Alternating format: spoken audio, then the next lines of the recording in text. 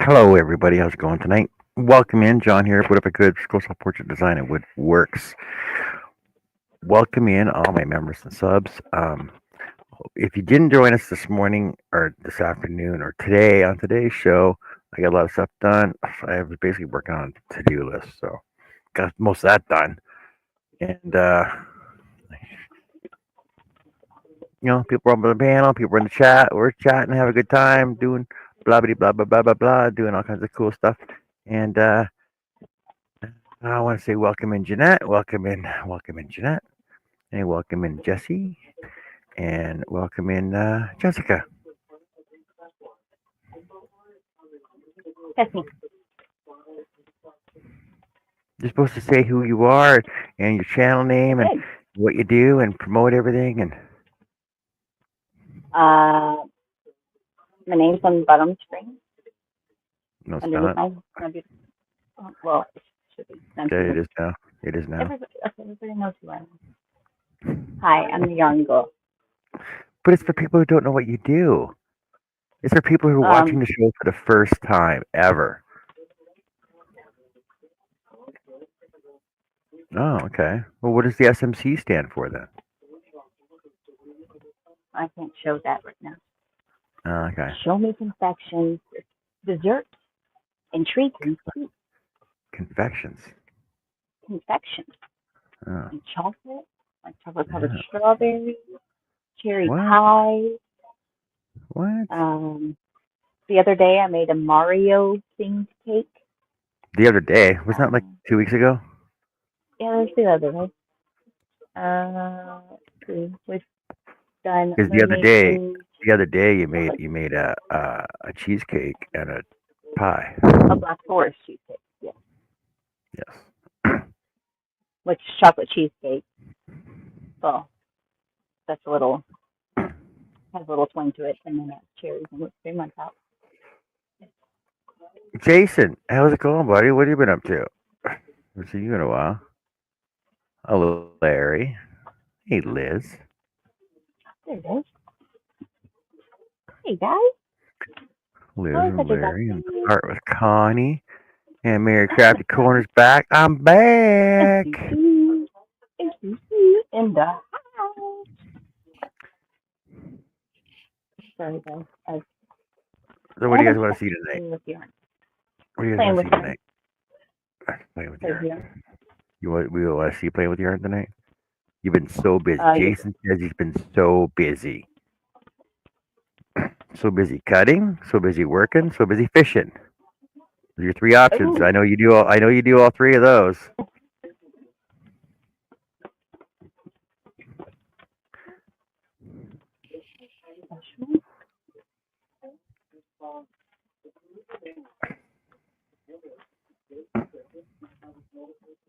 You're gonna go camping Tuesday. You should be working on Tuesday. What's it like to what's it like to go camping any day of the week, Greg? You know what that's like? You know what that's like to go camping any day of the week you want. hi. I guess so. Yeah, it's good. Mm, must be nice. Let's go on to Banff. You How's camp it going? camping at Banff? No. Yeah, he's going camping at Banff. Yeah, see, that'd be like one of the last places I go to during the summertime. Yeah. Too many Jasper, people. Banff, Lake Louise, off season, man. It's the best time to go there. That's because that's when everybody's so friendly to you. They're tired of dealing with the tourists all the time.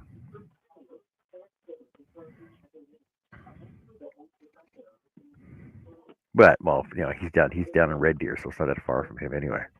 Yeah.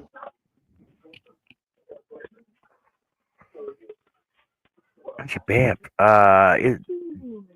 Didn't they bring in a thing about Banff, like Banff and Jasper and Lake Louise, that you have to park like in a main parking lot, and they bus you down now, I and don't know. the whole town is all pedestrian now. You can't drive on the streets at all. Mm. It's all pedestrian. It's unbelievable. Hey, Jeff.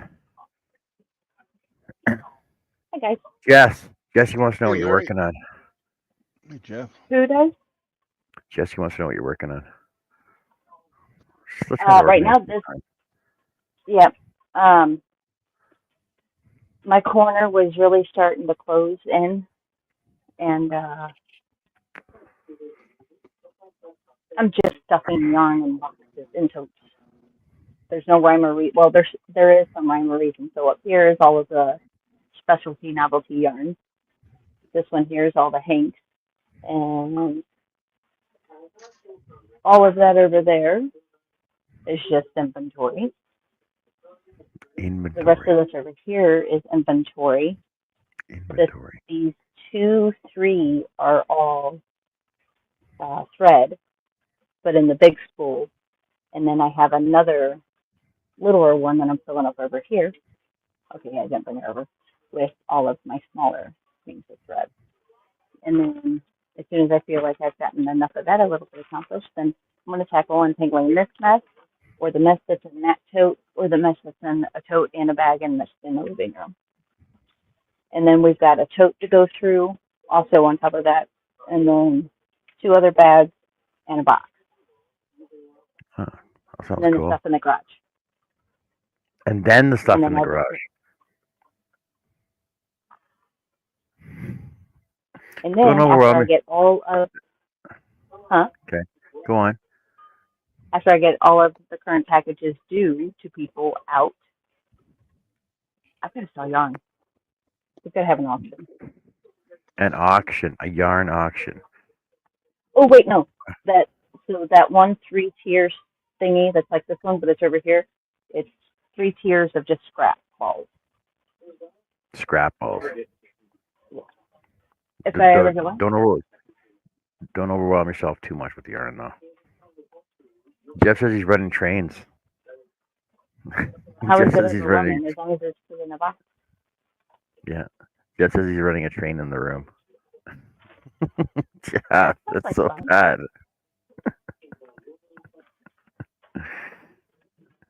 I don't Lorraine think it just ever gets LOL. that hot in Banff. Well, depends what you consider hot, right? Well, yeah, but it's in the mountains, so it's cool. It's cool. Well, yeah, the sun goes down about 3 o'clock in the afternoon.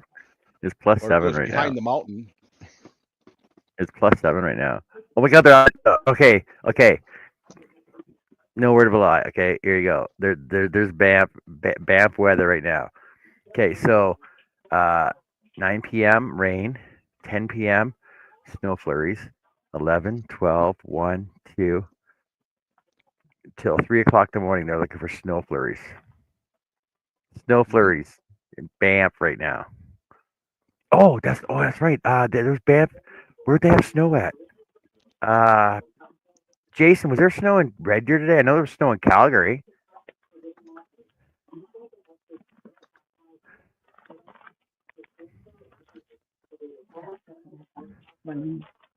I seen a picture. Where's the snow in Alberta today? No active snow events, really. I saw snow today. I literally saw snow today.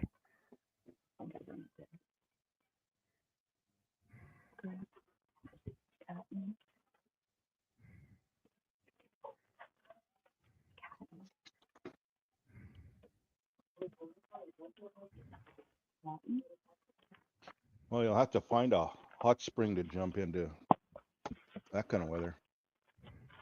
Yeah.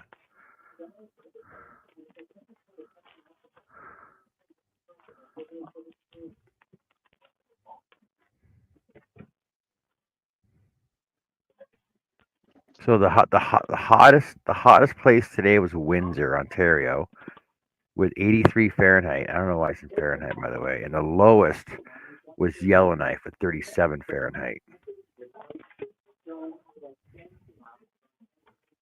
So 37 Fahrenheit, that's almost zero. Getting down there. Isn't 32 zero? 32 is, yeah. Yeah. It's like plus 3, plus 2. Yeah. So that's all cool. That's a cold place today. I know I saw pictures of snow today. I know I did. Where the hell was it though? I can't remember where it was. But yeah, they're calling for snow in Banff. They're calling for snow in Banff tonight. On the news tonight, they were saying that Canadian tourist places are getting over touristed, and don't go to Banff, Lake Louise, somewhere down east. One of them, places. Probably Peggy's Cove or something like that. I got it. Go elsewhere because there's just too many people. I got it. Yeah. The last time I was in Banff would be 1975 or so. And there were just busloads of crick. Yep. Here. So I can show it. 'Cause I got a social person. Get that one. Oh, Donna. Hey, Donna, how's it going? Welcome back. Noreen says that makes me feel so much better. Is that why I dreamed of snow? It is still just going to be 15, maybe. Yep, Are you going fishing? I know. My son's me too. No, I went fishing last weekend. I saw. I swear I saw pictures of snow today somewhere on Facebook. Hey, TDR, how's it going, buddy? What are you up to? Hey, TDR. Yeah, I'm lurking over on your side. I just didn't say hello. Two old ladies having tea, and one trying to pour her top the other one up. No, I have sufficient. She says, "What? You went fishing?" He says, "No, I have plenty." What? You caught 20? Well, I know when I was in Grand Cache yesterday, I did see some snow. Let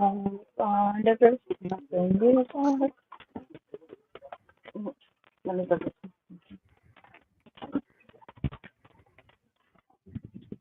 There you go. So I was in Grand Cache yesterday. There's snow on the mountains still.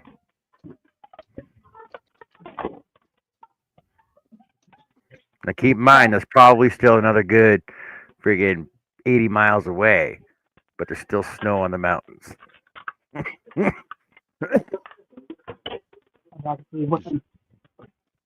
There's probably glaciers underneath them on the snow.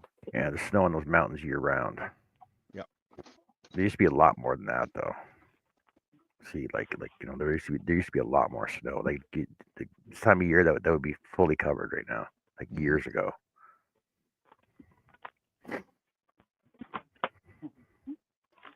So there's still snow.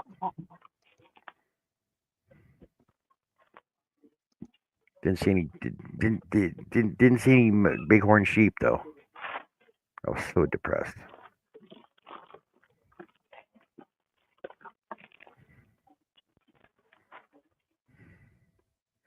But I did see this though. Looks like a freaking wildfire in the mountains though. And that's coming into Grand Cache, and that's basically just a fog lifting out of the mountain when the sun come down and hit it. It looks like a forest fire though. Just fog. Just fog. Just the clouds waking up, going up to the sky. Horny sheep. No bighorn sheep, TDR. You've never seen a bighorn sheep? There's signs like when you're going up to Alaska, and you pass Watson Lake. There's an area that says "Do not shoot the sheep from the road." There's like a 19-kilometer area that you're not allowed to shoot the sheep from the road. So don't shoot the sheep. But there is one place down by Grand Cache that I do not want to be left without a paddle, and that's Sheep Creek. Because you do not want to be up Sheep Creek without a paddle. You want a boat, but you definitely might want to paddle when you're up Sheep Creek. Say. Dang. Sheep shooters. But like usually, like when I spend overnight in Hinton, I'm driving back through Grand Cache on the way back. There's bighorn sheep. Like I've heard about. How big's their herd? I think the herd is about 50, maybe 80 now, and they're like they'll block the road. Mm-hmm. They block the road because they're licking the salt on the side of the freaking road, and they'll climb up the mountain where the coal mine is. They got That's problems with pretty that cool. with most licking truck Looking the vehicles. salt and looking the salt off the trucks. Yeah. That no, I know like the coal mine that is still an active coal mine, WA Milner coal mine in Grand Cache. I don't know how long it's been open for. Well, I'm pretty sure it's gonna be open just as long as it's been open for now. There's still so much coal that like driving through the mountain, you can see like eight lines of coal like on the side of the freaking mountain, and they haven't even taken probably half the mountain down yet. And they mine it, they freaking mine it, and they use it for the power plant. Um, how long has Milner coal plant been open? I'm gonna say the 50s. Oh, actually, it only opened in 72. Really? No way. It's been open longer than that. Yeah, been in operation since 72. So it's been operating for 52 years. Look at that, 53 years. It's a 150 milliwatt coal-fired power station. Yeah, there's coal everywhere on the lake. It's in a valley, and the highway goes right through it, right through the coal mine, and the conveyor belts are over top and underneath you. And the coal equipment is just huge, massive machinery and trucks and stuff. And then across the river, there's three sidings of rail cars, and they're just full of coal all the time.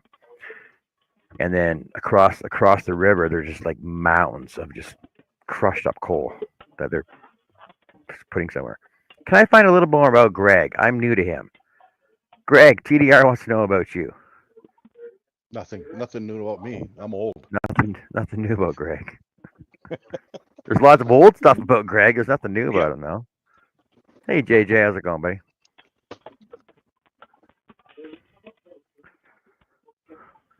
Hey Trace. Well, I can tell you about Greg. Hi, friend. What's the Greg tell? lives in the center of Canada, Yep. just above center of Canada, dead center, and he works on he snowmobiles. Like, see, he's like a small engine mechanic. He does a lot of fiddling around and figuring out and stuff. He's almost like a small engine mechanic slash engineer slash uh 3D printer painter slash extraordinaire, and he does all kinds of cool stuff and shares all kinds of cool stuff that he does with us. Like, especially when he was like electroplating. He was electroplating one time, and he's come on the show. He's like, "Hey, you guys want to see some electroplating?" Like, yeah, frick, show us your electroplating. Show us what you're doing there. It was awesome. Yeah. I got to do that some more. You do. Yep. You should electroplate your horseshoes. Yeah. But you gotta do that after though. You can't do it before you weld them, though, can you? No. You do it after. You Yeah. polish it all up, clean it real good, and then you throw it in. And what do they call it? Nickel plate. Nickel plate them. Yeah. And I got the stuff Nickel. for copper plating now too. Well, see, I always thought that if you stick your positive onto your piece you're doing, your negative onto like zinc or copper or chromium or whatever, and put it in the same solution, that's how it transfers over. Basically, yes, but I think it's the other way around. I think it goes from positive to negative. Okay. I can't, I'm not absolutely sure about that. And the solution is different for different Oh. metals or mineral or whatever. Yeah. Okay. So that's why copper use copper sulfate solution. You make a nickel one out of using nickel, like pure nickel plates or whatever, and vinegar and salt. And you put just two plates, and you hook up the power to it, and eventually it'll make a solution that has the nickel whatever you want to call it, electrolytes in it. Yeah. That'll allow the transfer. Yeah. I figured it was like the same solution for everything. It just depends on No, what no, you put in it. yeah, no, it's slightly different on different ones. The first time I did it, I think it was in grade 9, and I copper plated something or other, and So, you know, I been in saw been in the back of my mind for all those years, and then when I started playing around again, hey, I should do this again.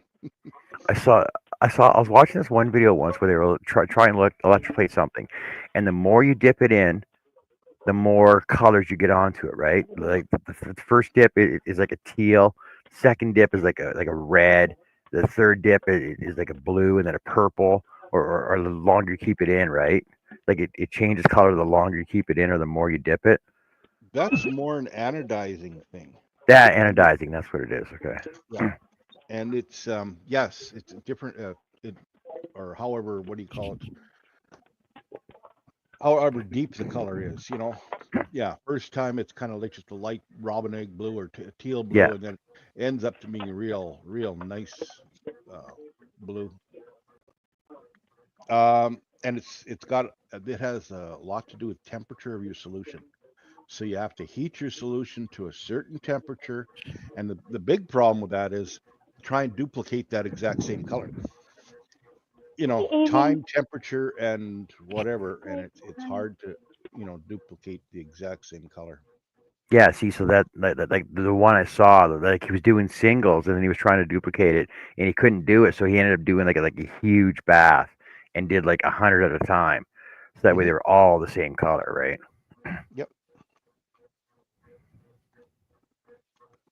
And Hey, depending on the everybody. metal you're doing, like the Hey, Connie. aluminum, Hi. Connie, if you're doing aluminum and the prep on the aluminum, Oh, even I thought cast she was aluminum ironing. will the cast aluminum will with a steam iron, right? I thought she was ironing. She's using a all that mixer. She's probably making all, making frothy coffee. all that vapor coming out.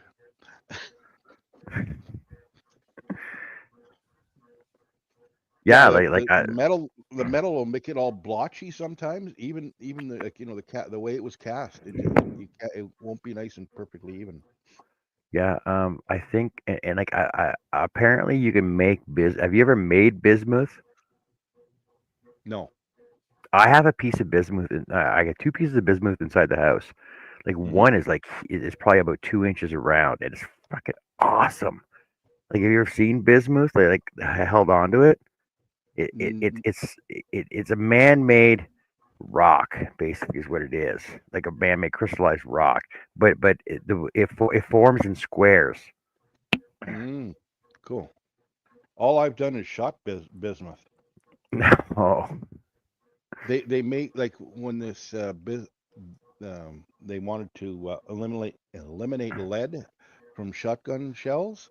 hmm, The replacement was steel, and then they saw, oh, bismuth. It's heavier than steel. It's closer to lead. Like they wanted something denser. yeah. Like you can make your own bismuth. It's freaking awesome looking. A square, Hmm, square crystals. neat. And that's what the anodizing I was talking about. Like it looks like it's anodized, but that's natural to it. Hmm. Just the different Yeah, colors, right? yeah.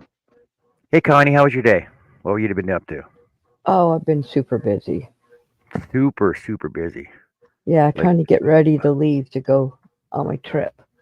how's that I working got out for you? all makes it busy days. Busy So days. to, so today, let's see, I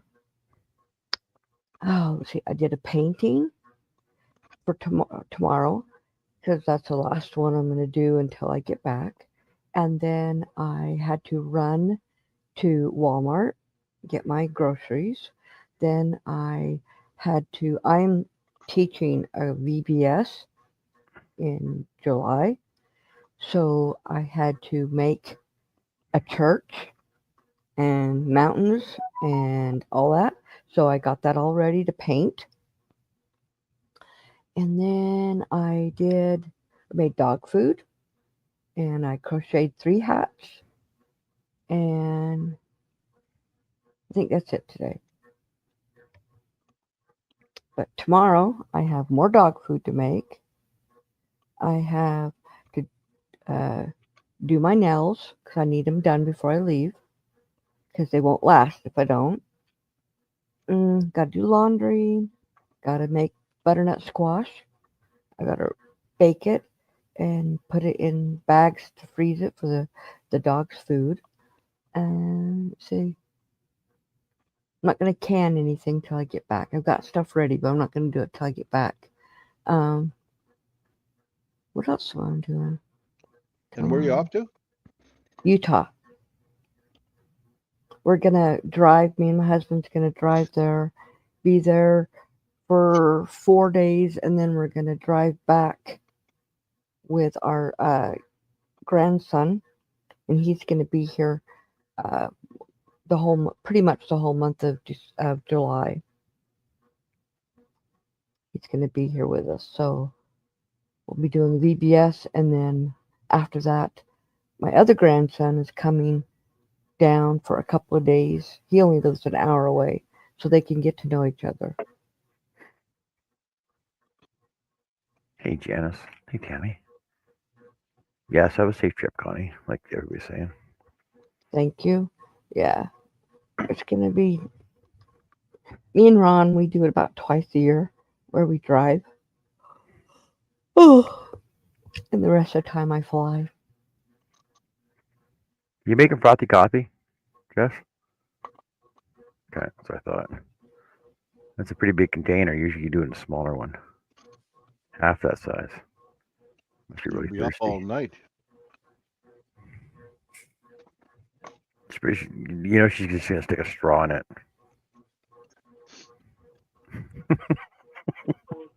It's not just for me.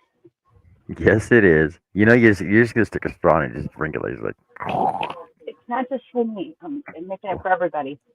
one of We're those going fishing. So. one of those big boba straws, right? Those big thick boba straws for sucking the boba beads up. I have one. Yeah, I have. Of course you do. Of course you do. It's for your frothy coffee. It's for drinking right out of the bowl. Well, and then I got to make whipped cream to put on top. I got to Oh, get like the a phone. pie. Frothy coffee pie. Frothy coffee frozen pie. That'd be awesome. Oh, so Donna, you were saying that you got your keys yesterday. So how is your new place? And like I said, are you happy with it? And when are you buying? When are you buying all your stuff for it? And like I said, are you gonna replace all your crafting stuff first before you buy furniture? And are you just gonna get a bed first and then buy your crafting stuff, or a bed and a desk and the crafting stuff, or furniture and then slowly fill your crafting stuff in?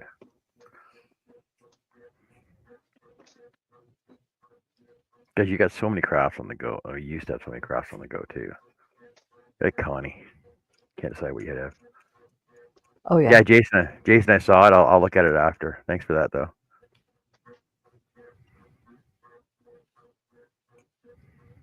Furniture first. So just a bed and a desk, right? Oh, and storage units.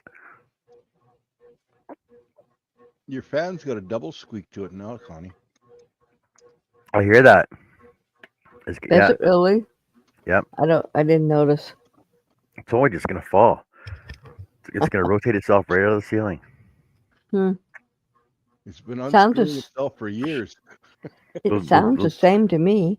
No, it's got a double. Like when I heard it yesterday, it was just a single. It was a single one yesterday, and today it's a double. It's like whoosh woo, whoosh woo, whoosh woo. Yesterday it was just a whoosh whoosh whoosh.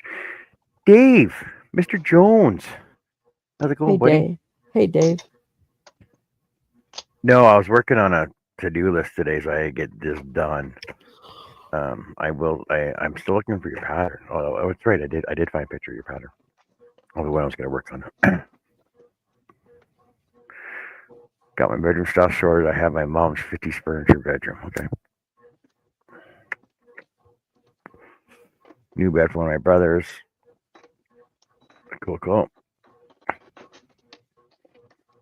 So everybody's just doing their own thing then, which is cool, because you got to do your own thing once in a while.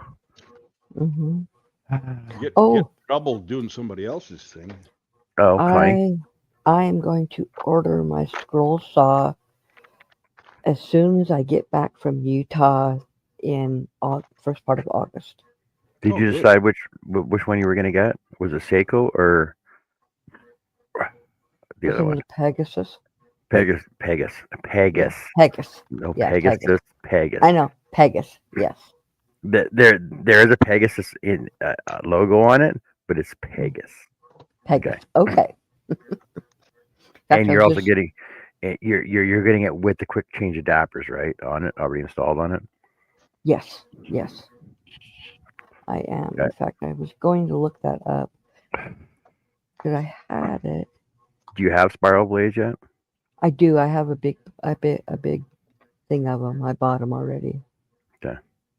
Because I don't want to do flat. I have flat ones too, but I don't want to do flat.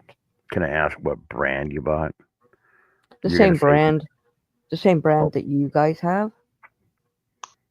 Well, not the same brand I have. You either got Flying Dutchman or Olsen or what's the other one? I can't remember the other one.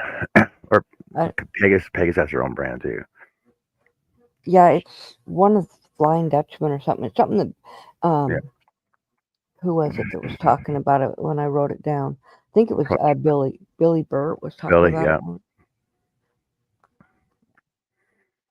So, yep.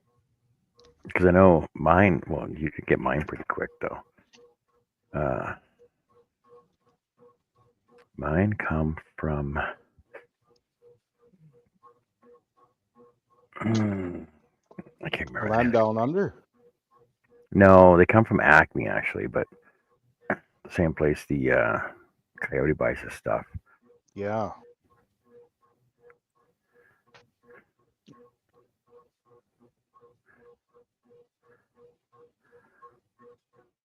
I believe they're out of Carpentersville, Illinois. Oh, that's not very far from me. I believe that's the name of the place. No, it's not. Langren,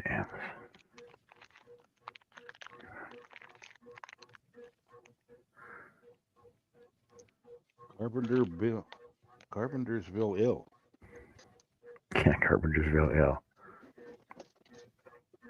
I used to be able to just reach over here and grab the old invoice that I had here all the time. All the time. It was sitting here all the time. What was that website you told me? Because now I can't find it. Where I found that. Found what? The Pegasus. Blades? Pegasus blades? Huh? Yeah. No. The the actual Pegasus site. stuff? It'd be Yeah, Pegasus.com. That's what I thought. Okay.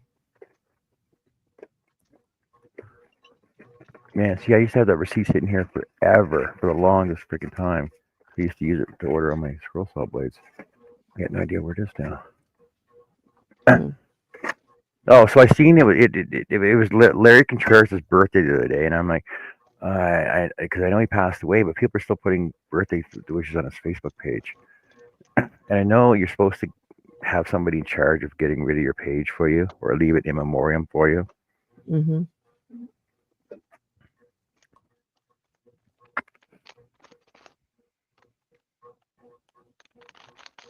Mike's Workshop.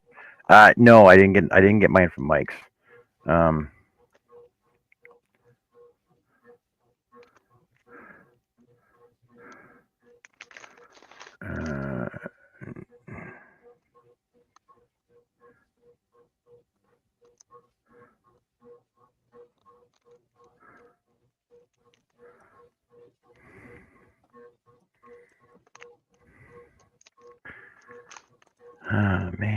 Man. What is the name of that place again?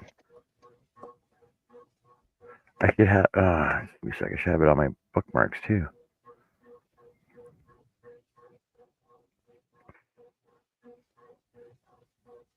Of course I don't. Why would it be in my bookmarks?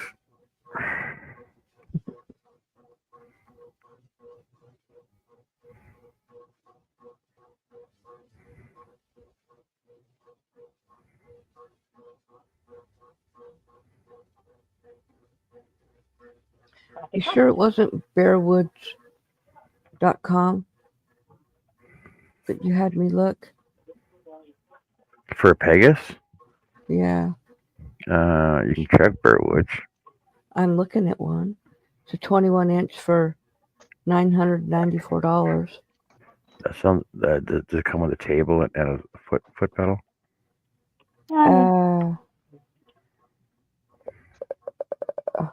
Yeah, it has a table. Where the hell did you just go? Okay, so it has a table that it sits up on. What else did you say? A foot pedal. It should have a table, foot pedal, a light, and I think the Pegasus comes with you can buy it separate with the mini cyclone dust collector on it. This one has a dust collector. Not seeing a foot pedal. Gotta have a foot pedal. You can actually buy a foot pedal separate. I think they're like I think mine was like $25. Okay.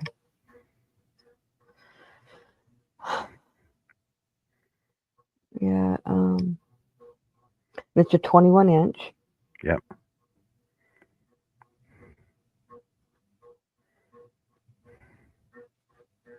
It has a light. Oh, for $106, you can get a light and a foot pedal, but I have lights, so that are anchored just like that, so I don't need that. Just the foot pedal, so I'll have to get just the foot pedal.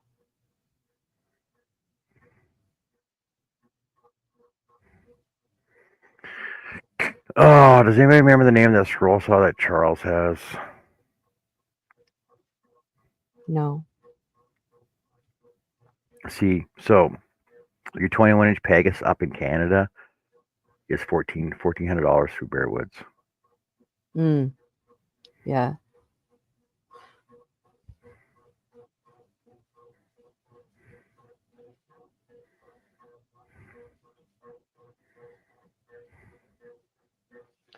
He was in here earlier, Tammy. He's getting along. He said today he was going to try and do some work on some patterns, and then he came in to the live earlier. Hey, Russ. Christopher, how's it going, man? Larry, Hegner. you Yes, got I a actually just found Hegner. he just Thank you, Larry Russ. just said he Appreciate got it from Harbor Freight. Okay, advanced machinery, not Acme. Advanced machinery. Where I get my blades from. Oh, okay. They're actually the only ones that sell Hegner scroll saws as well. Spiral blades. Because that's where I get my spiral blades from.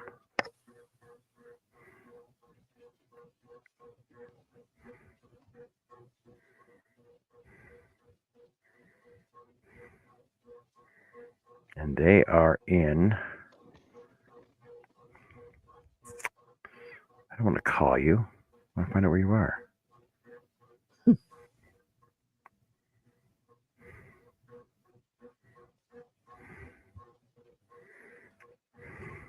Oh, Jason's headed out. Good night, All right, Jason. thanks for being here, buddy. Thanks, appreciate it. Oh, hey, Russ. I didn't see you in here. Advanced machinery has been around since 1975. Since their inception in 1975.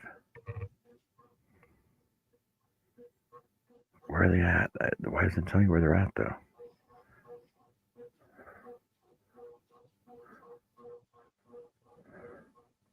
They're in Delaware.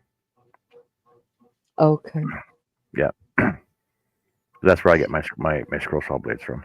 Can you send me that information so that when I need more, I can just get them from there? Sure. Okay.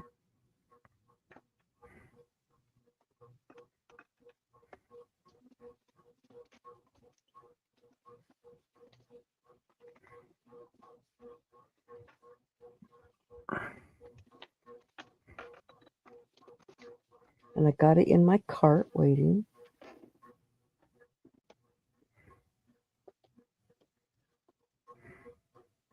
Don't tip your cart. I won't.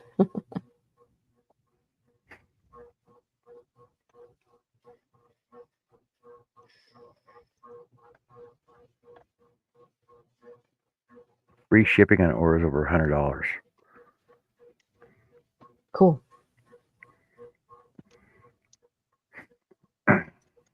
Because I get my, I always get my spirals by, I always buy like 5 gross at a time. Mm-hmm. Makes it a lot cheaper.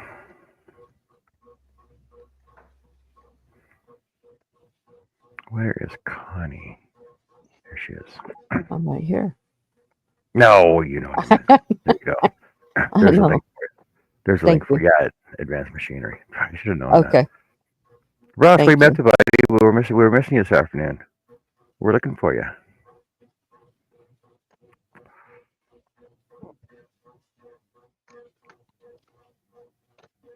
Herb said you were probably doing the same thing you always were, sleeping.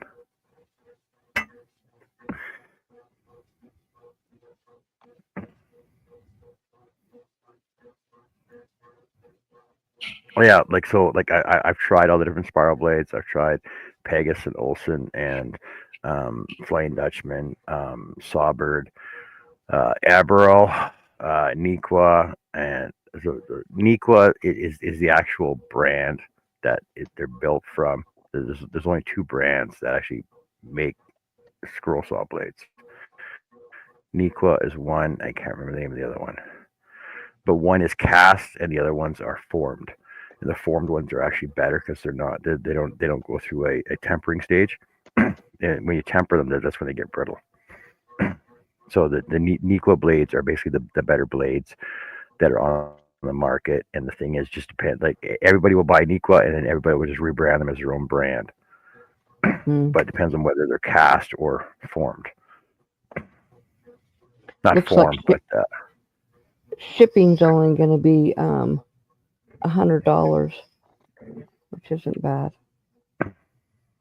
oh, for your scroll saw, Mm-hmm. yeah. Unless you go down to a market like wherever Shady goes, wherever the next big wood show is, because you're usually there and you can pick one up for like no shipping is free, right? Because you're picking it up. Yeah, but I don't know where one would be close to me. Well, that's easy to find out. That I can find out for you right now. Wood shows in U.S. right now in 2025.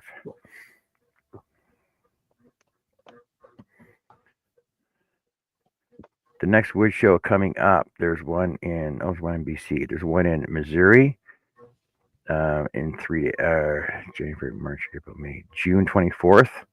Oh, that's like this week. Yeah, that won't work. The Wooden Boat Show, Forest Products. You don't want that one.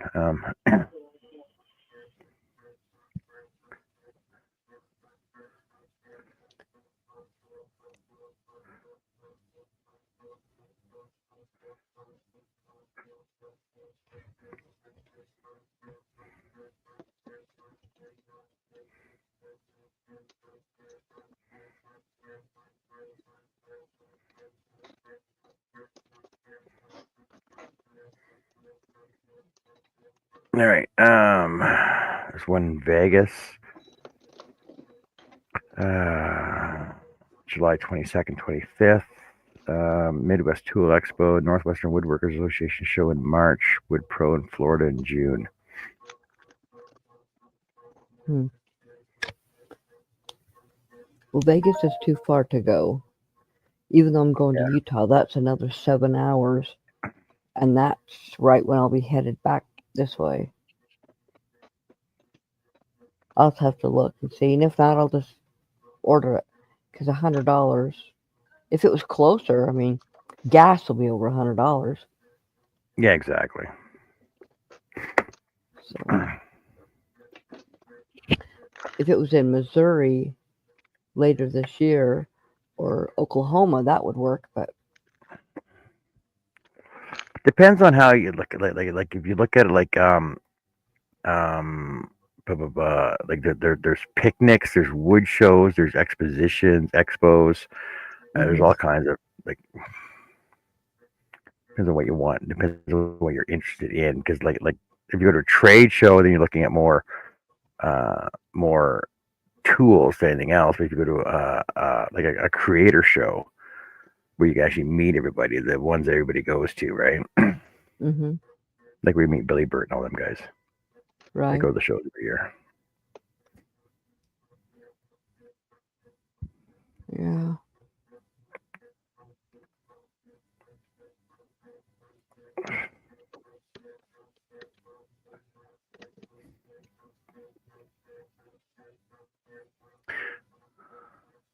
Donna says I'm looking at the size of Greg's workshop. It's bigger than my new bungalow, including front and back garden. Well, yeah, the housing is like really low over there, like really small over there, right? Isn't that his garage? Yeah, Yeah, this is garage. Okay. it's 1,000 square feet. My garage is probably not that big. It's a 2-car extended. But I have a car in there, a motorcycle, all my husband's tools for the yard, and then all my woodworking tools. This one's 28 by 36. I don't know. I would have to measure mine. Mine's pretty big then. It's basically a 3-car, if you want to call it that. But Yeah, ours is a 2, but it's extended mhm. further. It's deeper. Well, 24 by 24 is what they call a 2-car here. Yeah, mine's 25 by 25. Mm-hmm. Yeah, I don't know what mine is, but I know it's an extended garage. It goes deeper because when my car's in the garage, in front of it and behind of it, it's like 4, probably 10 feet, 10 more feet, from where our car is. Because it's got like 6 feet in front and 4 feet behind where we park it. So Yeah, most vehicles are what 12 feet long, 12 to 15 feet long. So it's yeah, like 25. It's like 25. yeah.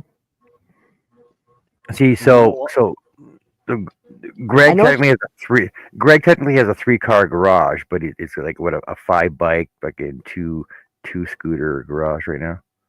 Yeah, and a quad bike and a Well, I know And that my and a birdhouse. my daughter's garage is much smaller than mine, and it's considered a 2-car garage, and it's super small compared to ours. And Well, the it's like garage, that's like the, the 2-car garages from the 50s, right? They're like 1-car garages now, and you can't even get a truck in them. Mm-hmm. well, her car, right? Because her house is newer than mine. Of course, mine's over 140 years old. The garage was built probably back in the 1950s. So it's bigger. And you know what? Mine Wow. is too small. Oh, I agree. Mine's too small. My shop's too small. My craft room's too small. And my other craft room is too small. And my sewing room will probably end up being too small. My yarn room is too small for my wood shop. Just put it that way.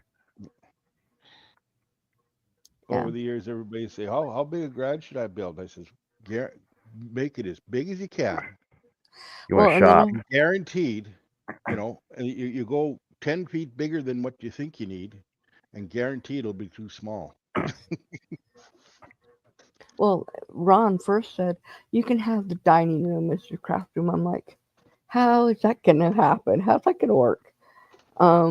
It has 3 doorways, so not a lot of wall space. And I would have to block it off from the. You'd have to get to the kitchen. You would have to go down the hallway, around into the laundry room, and into the kitchen.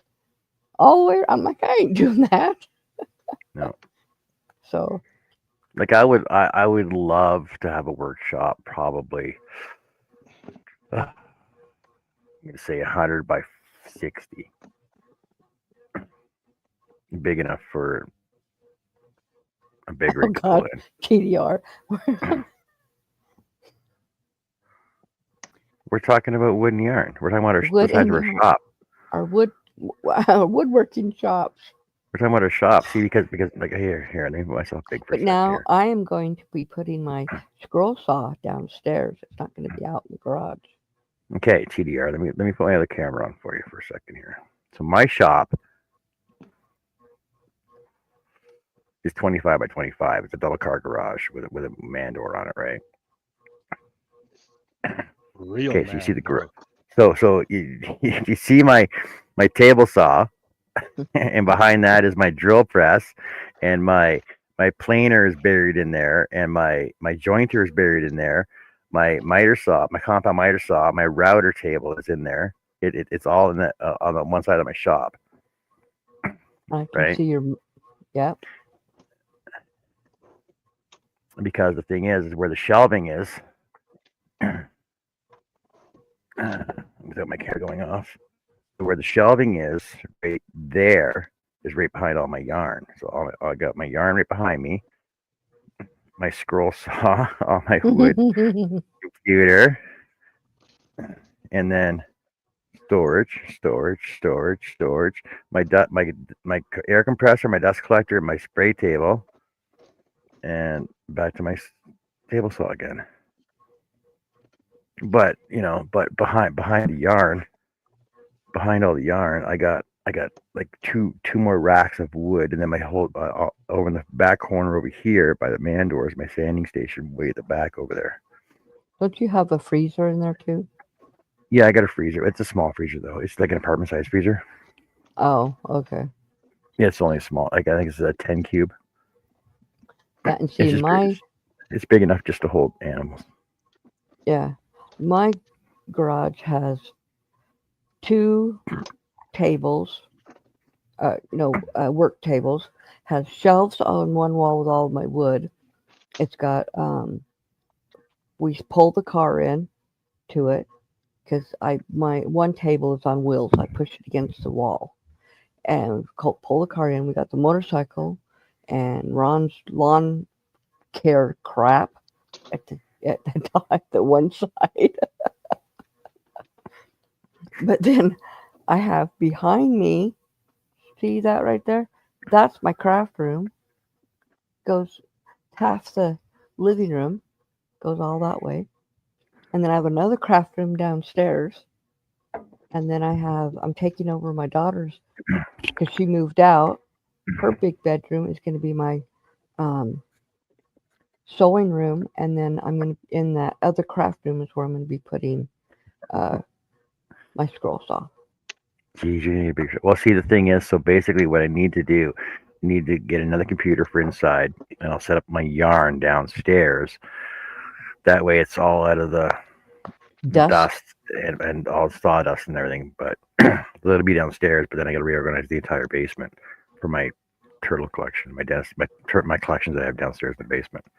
I got to reorganize all that to allow for yarn. Mm-hmm. And then it'll be all neatly organized on racks and shelving. And well, that's with me. Downstairs I've got 10 or 12 big totes of fabric, and so and all my sewing machines and sergers are in here.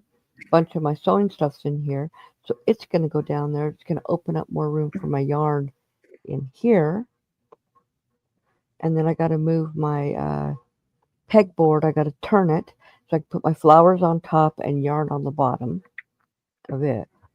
See, ultimately, I want to have 2 4x8 tables that are mobile at the end of my table saw that are going to have pack outs on them, so that everything will be like in drawers and everything will be organized. All my tools will be able to find them. But and then if I do that, then I'll get rid of my shelving at the back here. I'll reorganize my whole yarn area for now.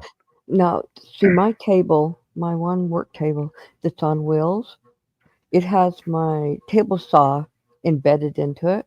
I made a shelf and it sits flat, so I can run stuff across the linkways like Yeah. yours is.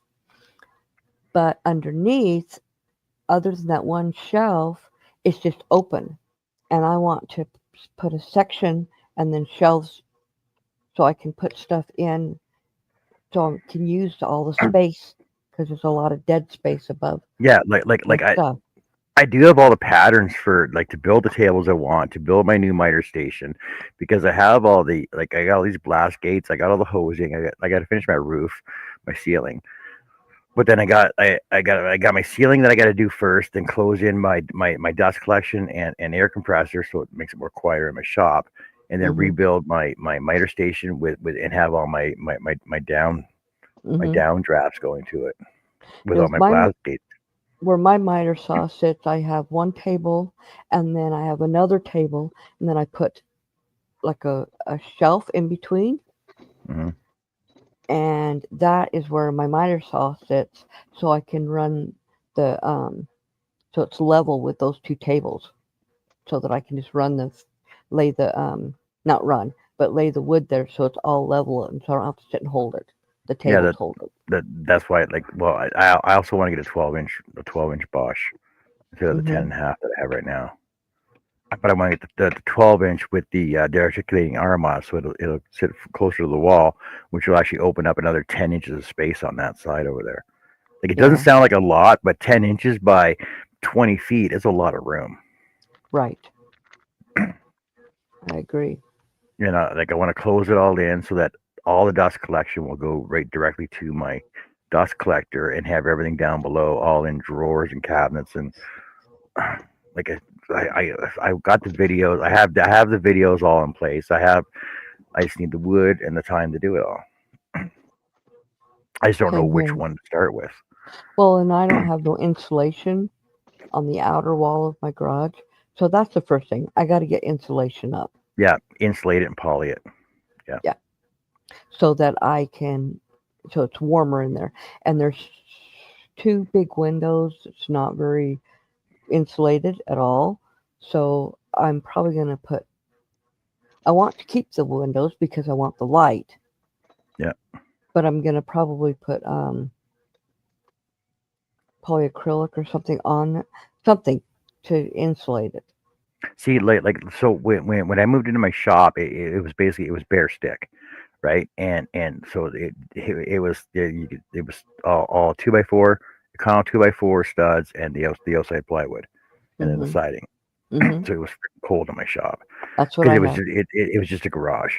Right. And so I insulated it, polyed it, and then put the wood up. And I was trying to figure out how I was going to do it. I figured that if I go with 2 foot plywood at top and then 2 foot of slot board, and I should have actually gone with pegboard instead of slot. I should have gone with pegboard instead of slot board, and Mhm. then 4 foot on the bottom because I 8 foot ceiling, right? Mhm. So then it's flooring plywood. It's not premium plywood. It's just cheap plywood that I put up. Mhm. But I got to hit every stud, so I know where all my studs are in the walls anyway, regardless. Well, this wood right here, this is what's it called? Hardboard? Is Yeah, that what it hardboard. is? Yep. Hardboard. I have a bunch of that, so I might be using that over the top of the insulation because it'll go on stud center, so I can Yep. screw it right into the studs. The only problem is you're going to want to put holes in it because you're going to want to hang stuff on the walls. Well, I have a bunch of pegboards too. Okay. So I've got 1, 2, 3, 4 pegboards. So yeah, I can put those in the places that I want them. So I can use those. Because I actually should just build a whole, the whole top of my shop should just all be cabinets anyway. Cabinets are actually the way to go.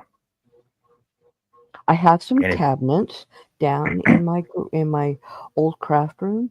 They were there. It has a well, many years ago. My old craft room was a beauty salon, mhm. so it has cabinets across the whole wall with a countertop. It's like for sitting on the ground. Yep. So I'm I'm not sure if I'm gonna put that in my sewing room or out in the garage.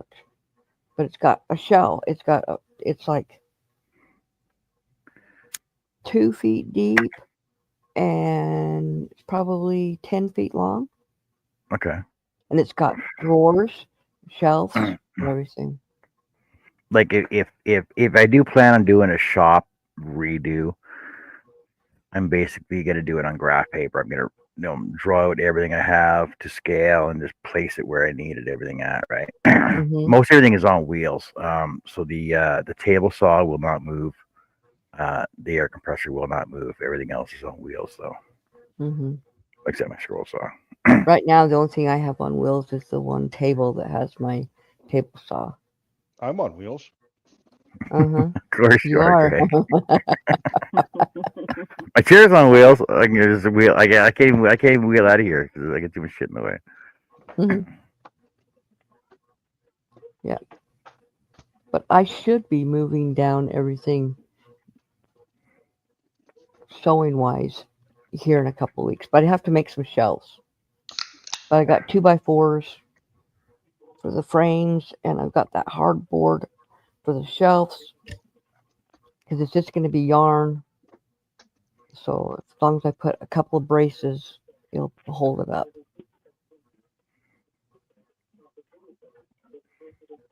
Greg has a huge place. How big's your Mhm. shop, Greg? Double 1,000 car. square feet. 1,000 square feet, which is, and it's 28 by 36. 28 by 36. Yeah. So mine being 25. See, I think mine's 25 by 26. You're So mine's probably about 650. 9, Mine's 650 square feet. 650. Oh, okay. Yeah. Yeah, No. 25 by 20. Yeah, okay. I'd have to measure mine for sure. I don't know.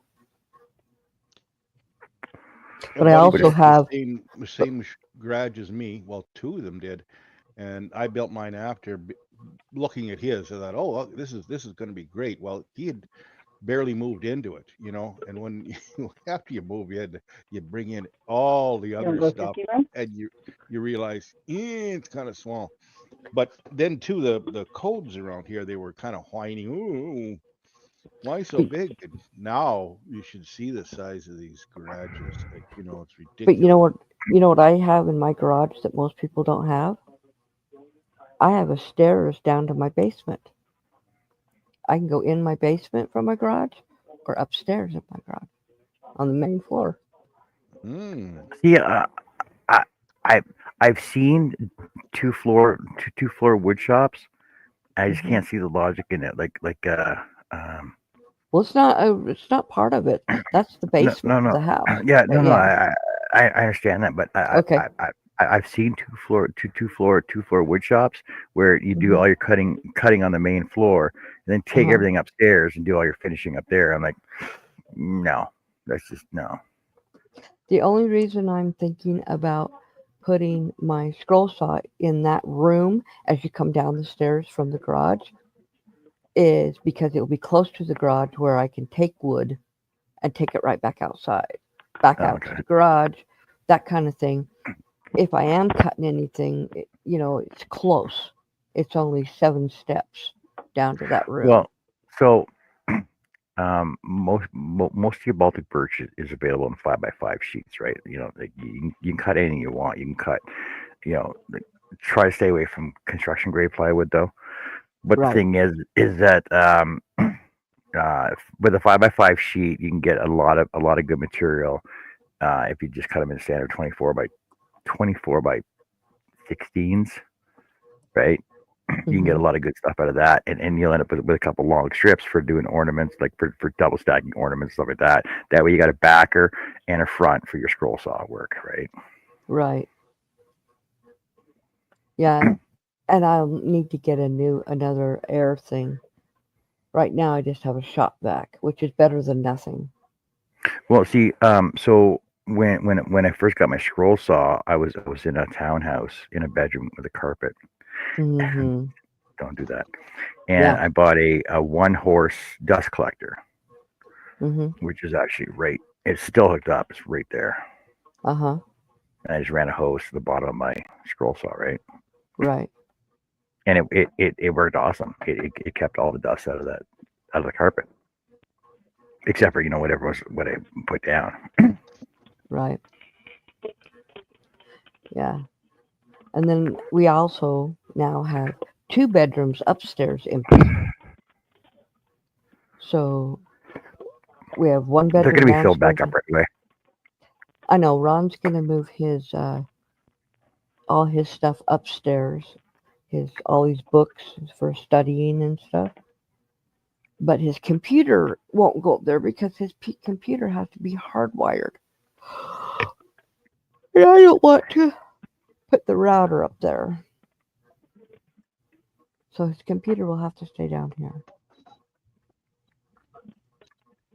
Can't you just run a line up though? Through the floor, through the ceiling, through the floor. Oh my God, that's a lot of work. It's one hole. One Not hole. the floor joists are like 12 inches deep in my house. They're huge. Yeah.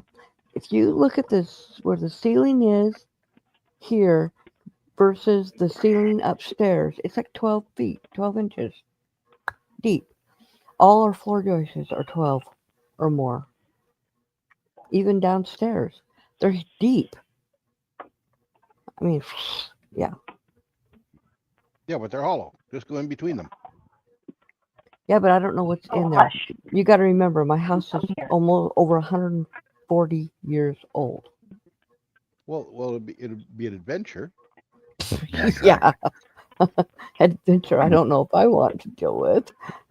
That'd just get a Wi-Fi dongle.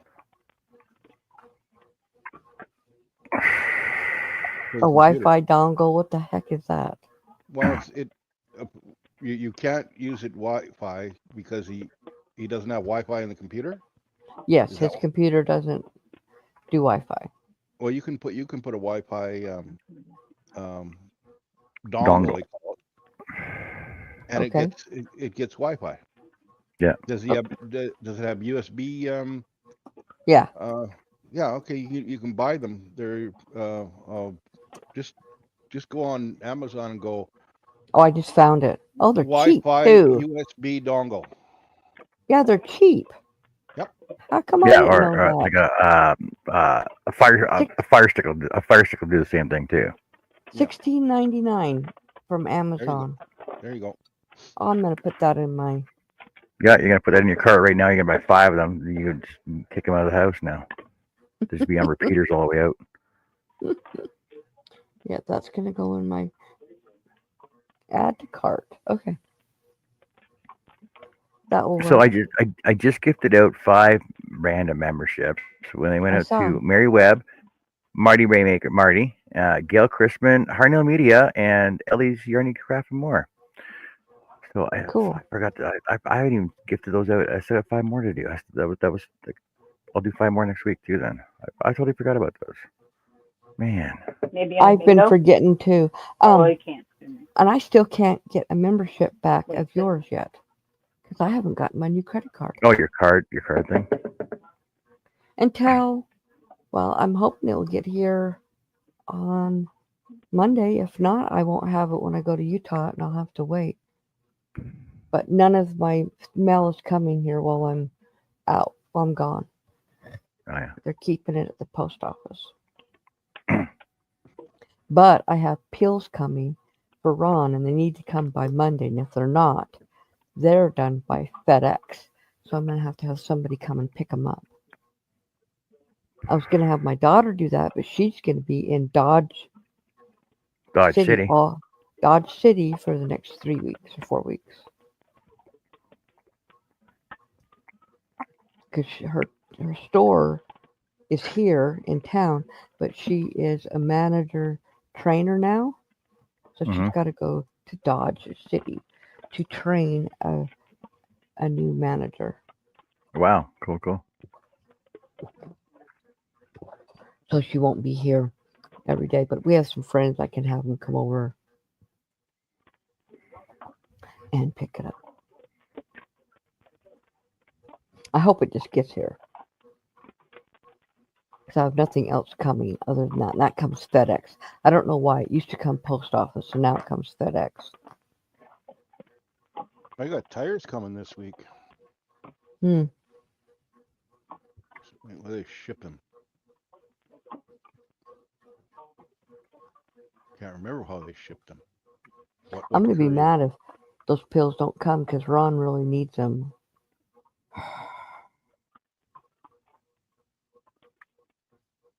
But if he doesn't have them, I have 5 pills, and we're going to be gone 6 days. So I guess that's not, you go 1 day without it, but.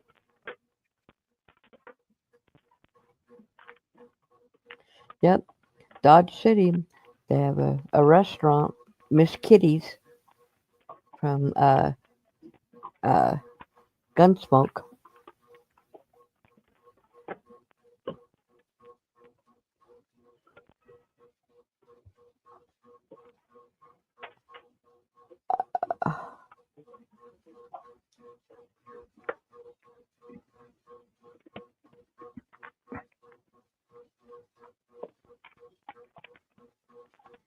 Well, guys, it's time for me to go to bed.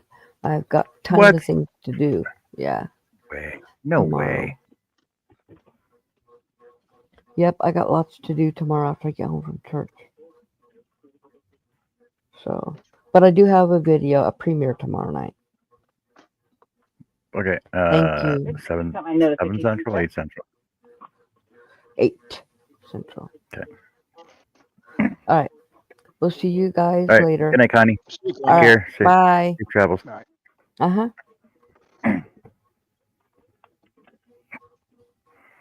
So what's Miss Jessica up to? Nothing at the moment. Nothing at the moment.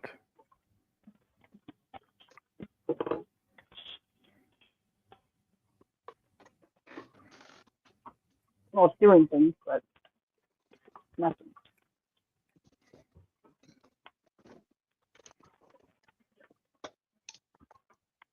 Getting ready to untangle some thread. Untangle some thread. Sounds like a Disney movie. Maybe wind up a ball or two.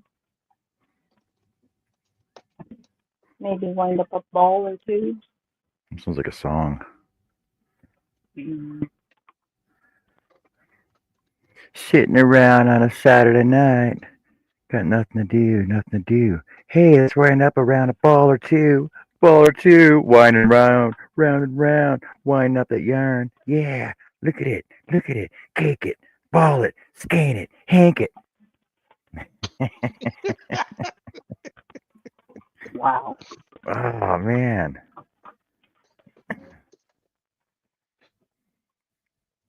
Rapper John. Fucking A. It's going to be our new Happy Hats theme song. No, we don't. No, we don't. Nope. I think it's. What do you know? I think the theme song is perfect how it is. Wait, do we even No. have one? No. And that's the Okay. way you're going to keep So it. it's perfect. It works. Perfect. It works. I'm peeling this pattern off the snow owl. Ooh. That sounds painful. Ooh. I am. Ooh. Are you from Seaville? Who's from Seaville? Okay, that's what you're saying. See, that's why I love using freaking Scott Press and Seal because everything comes off in one piece. That one piece pattern. I can just refile that to wood and make another one. Woo, whoa, whoa, whoa. He can't even say anything anymore.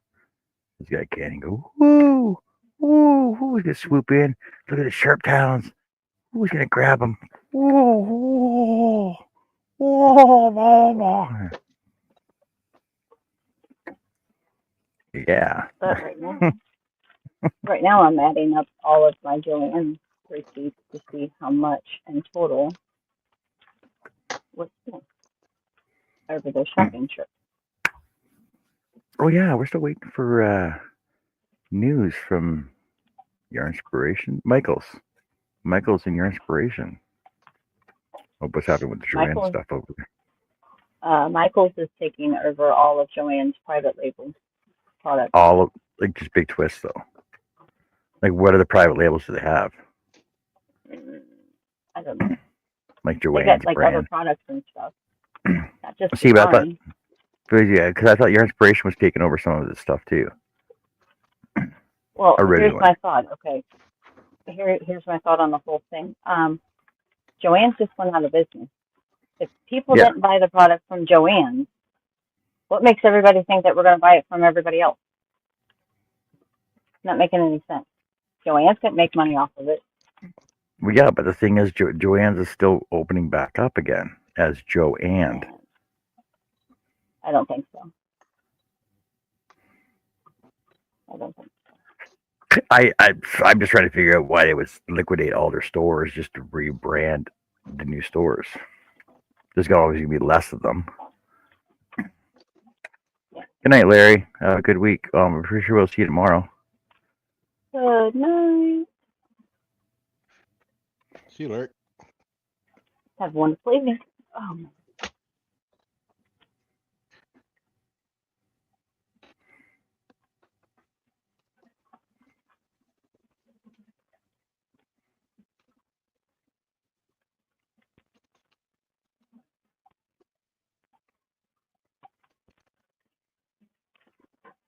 Did you hear that woman in BC got all the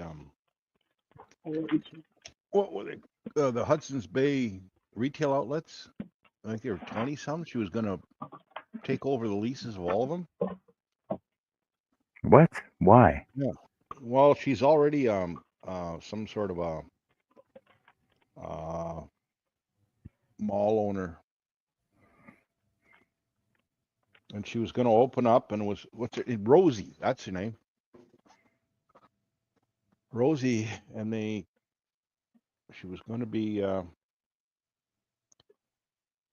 she was going to call it the Bay or so, Rosie's Bay or something, and then they said, well, that probably wouldn't fly. Okay, so Wei Zhong Liu, a BC billionaire, purchased Hudson's Bay Company leases in Canada, not the U.S., through an affiliate company, Ruby Liu Company Investment Corporation, according to Globe and Mail. 28 leases, including those, are Hudson's Bay and Saks banners. She also owns 3 malls in BC where some of the Hudson's Bay stores are located. The purchase is pending landlord agreements. There's no information about the new Joanne stores in the U.S. in relation to this deal.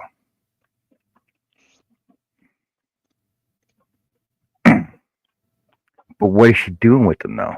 She's just going to sell them. She's just going to lease them back out. She's just looking to just make money. Well, she was supposedly she was going to open up a Rosie's Bay stores and put, whatever. Well, see, but the thing is that she can't really do that because Canadian Tire bought the legal rights to Hudson's Bay name and branding in the blanket. Mm-hmm. But this is going to be Rosie's Bay, and there again, probably wouldn't fly.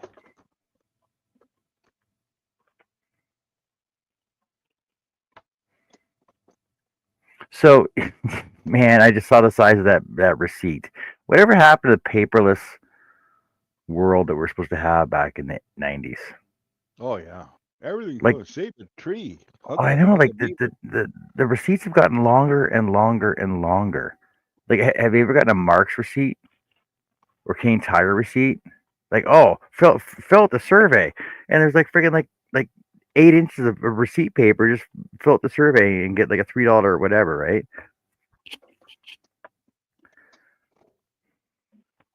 Our CVS has huge receipts as well. But why? There's no information on it that you can't get on your phone. Like why can't like I know Home Depot. Home Depot will always say, "Oh, did you want an email receipt or do you want a paper receipt?" I'm like, "Well, give me the email receipt because then it goes right to my phone anyway." And that way you just transfer it over to your Intuit taxes for your business profile, and it just goes right in there, or your spreadsheets, right? It's just so much easier.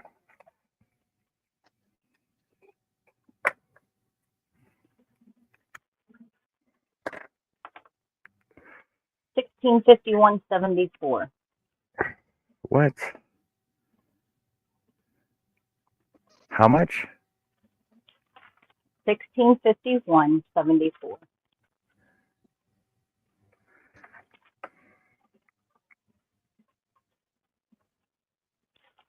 $1,600 $1,650 and 74 cents. and 74. It's a lot of yarn. Yeah.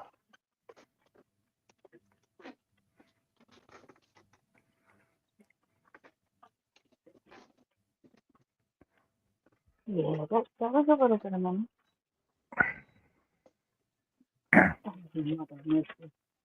See, yeah, I've always been curious how much, even the price of my equipment in my shop would be. Like, for insurance value is different than actual replacement value, right? Yeah.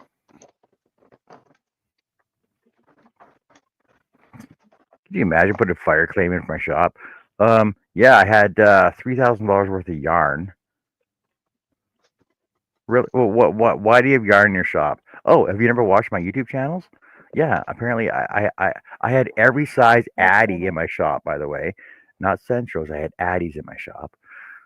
I had like all premium Sirdar yarn, Sirdar and Plena yarn, right? Yeah, Pleta. all premium, high end, exotic yarns. That my shop was just full of it all. Oh yeah, you're full of it, John. Oh yeah, no. Wow. And I had top of the line tools and machinery. I had a metal lathe in my shop, by the way. Yeah. Of course you did. Yeah, And a milling machine. because I'm a woodworker. I had a metal lathe. I had two CNC tables, right? I had four. I had four 3D printers. Mhm. Print farm. I couldn't do it though. I I couldn't do the whole fraud thing. But the thing is that I've shown my shop on video so many times. It wouldn't be that hard to figure out what's all in my shop though. Mm-hmm. Okay, I lied. $1,727.37. But you found And another it could receipt go for up if I. you found another receipt for $100. Yeah.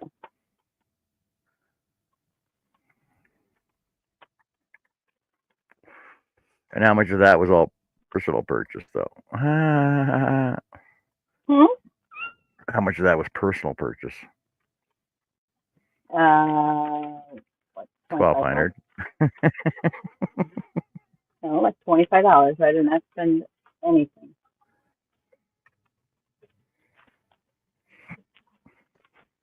I did really good. And then the price, or it could go up if I find more.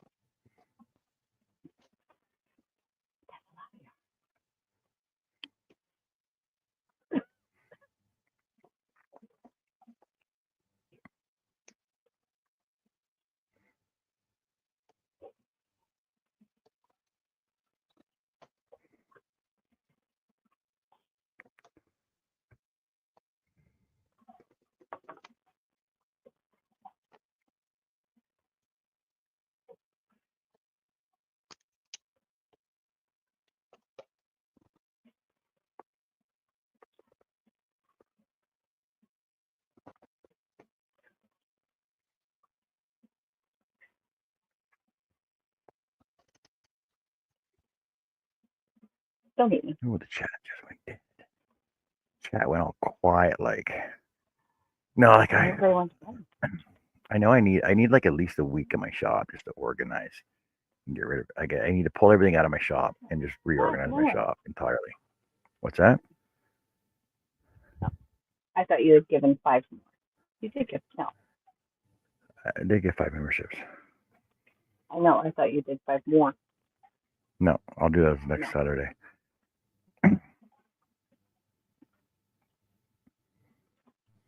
I do. I need to literally reorganize my entire. I need to pull everything out of my shop because I got like ancient freaking tools. I need. Oh, I want to redo those. That's not a thing, though. Well, it's like as soon as I get all my yarn at least in the totes, then I can worry about getting it organized. My metal lathe over 100 years old. That's ancient. Yeah, but it's not like the metal lathes nowadays, though. No. No. They don't have all that funny writing on it. Doesn't have all that funny writing on it. So your metal lathe is basically all hand crank handles, though, isn't it? It would have to be. Yeah. Completely manual. Yeah. So if you were to, it even had a belt drive with belt lacing, a leather belt with lacing. Yeah. Every time we went around, go tick tick tick tick. Well, see, I should have like I don't do lathe work, and I should have grabbed my grandfather's lathe. I never did from my dad's house before we had the auction.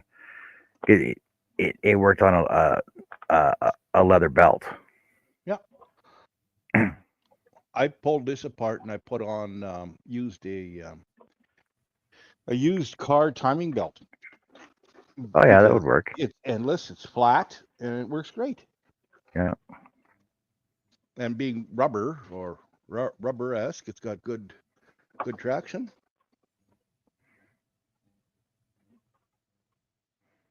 But you can turn wood on a metal lathe. It's not quite as simple and easy, but yeah, you can do it. Hey, so doing small engine repairs of that. Like, have you ever used those red interlink belts? The ones that you can size yourself. No, I've never. I've seen them all over the place, but I've never. You've never used them. No. I've always been curious how like durable they actually are compared to like a V belt or a double V belt, whatever, I think they're good for fractional horsepower, like well, even table saw might be a little bit, depending on how big your table saw is. But see, because I was thinking more for my drill press, because like every time I got to change the speed of my drill press, like cause I got two belts on there, right?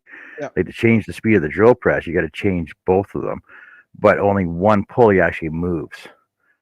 Like the back spindle will move forward, but you really got to loosen it off and crank it forward in order to loosen the front off. You got to take the back belt off to lower your torque on the front one, then bring your back one to the upper levels, right? I think it would work fine on a drill press. Because I know they come in like red and blue for different tensioning, basically. And I've seen green ones too.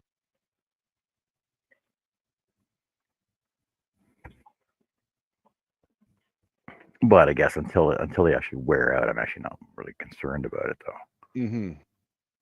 Like my belt on my air compressor went.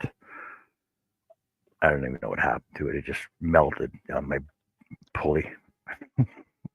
Something stopped spinning, and my belt just burnt right off. It probably got loose and was slipping a bit.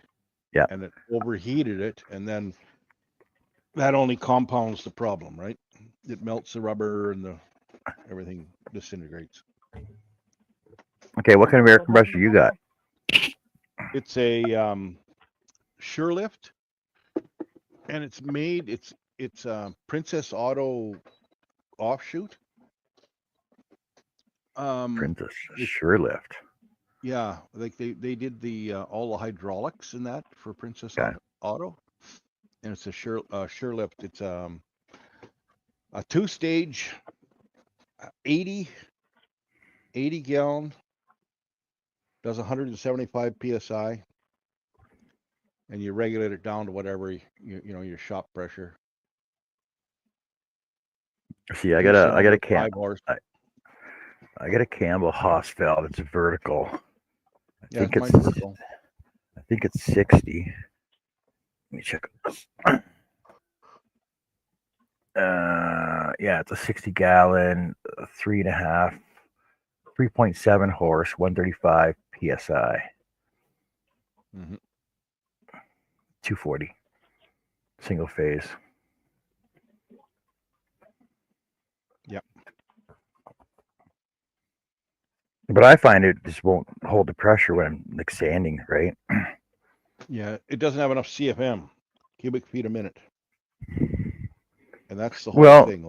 see, You but can it have should because like like when I went shopping around for it, I was looking at the tags that were on them and said, oh, you can do this and this and this on them. Yeah. CFM 11.5 at 40 and 10.2 at 90. Okay.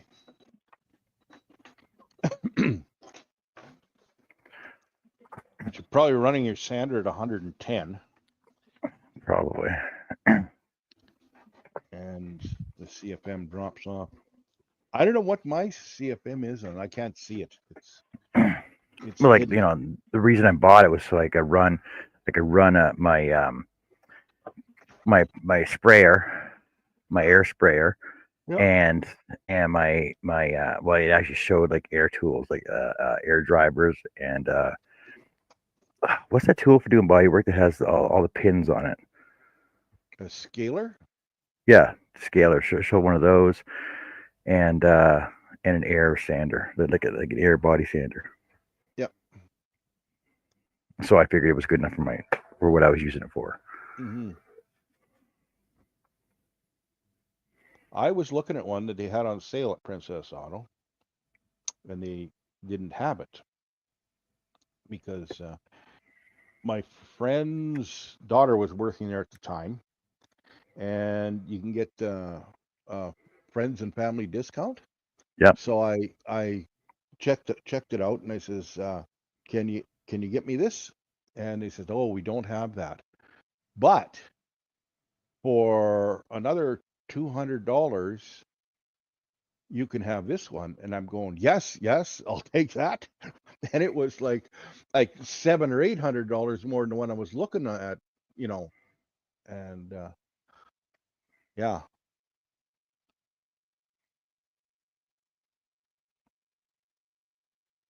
Yeah, so mine's on sale right now at Home Depot for $4,000. hmm This thing I think I'm going to say 16 or $1,800 at the time, but I got it for like just under 1,000, or just over, maybe over 1,000 with taxes. Oh, look at that. So down in the States at Air Compressors Direct, it's on for 924. Mm-hmm. What a scam! Yeah. $900 down there and $5,000 up here. Yeah. Exact same. So what I'm paying for shipping, right? Cross border taxes. Now.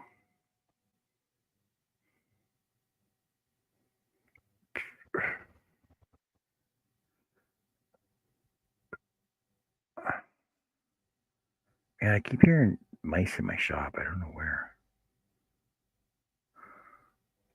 Check your chocolate bars. No, they're fine. They haven't gotten into those at all. And like actually ever since like I keep finding mice tracks in my shop, but I can't find any mice. I don't hear them anymore, like I did Mm. like I did Yep. in the wintertime.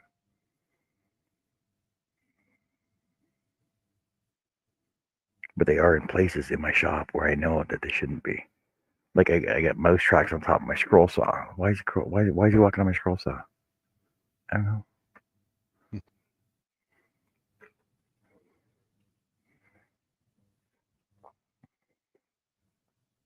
So good to organize my shop. I don't know why organizing my shop is my big thing right now. It's driving me nuts.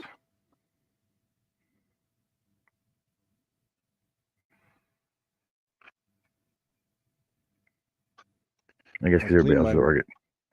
I cleaned my workbench off last week, and oh man, it's a disaster again. Of course it is. Have to quit working on things.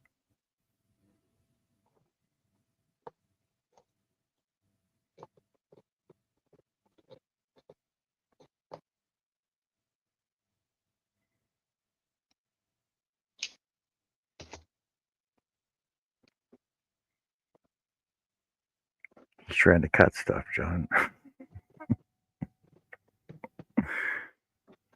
I got to quit working on things too. No, I got to finish off stuff I got working on right now.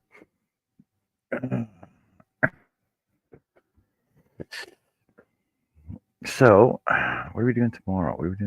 Tomorrow we're doing Happy Hats at noon Central.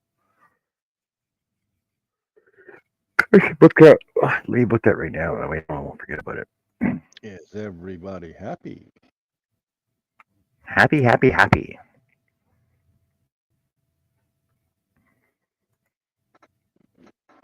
Okay, there and there. Doop doop doop doop.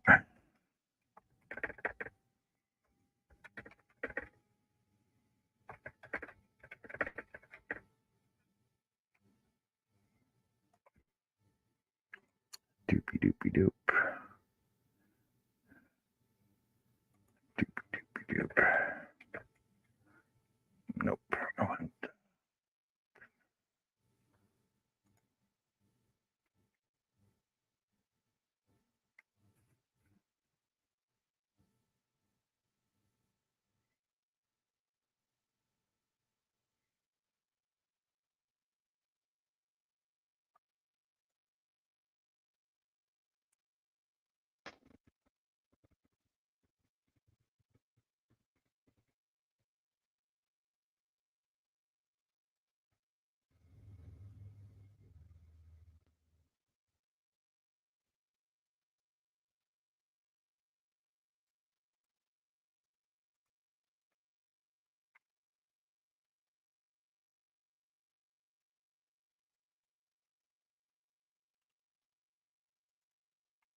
You know what? I might even. I was just thinking of something.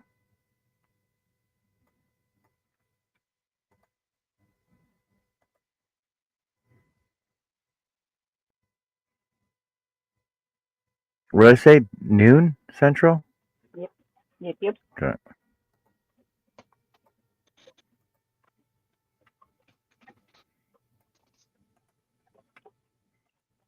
I got some thread. Okay, it's pretty fun. No, don't fall. Don't fall. Don't fall. Don't fall.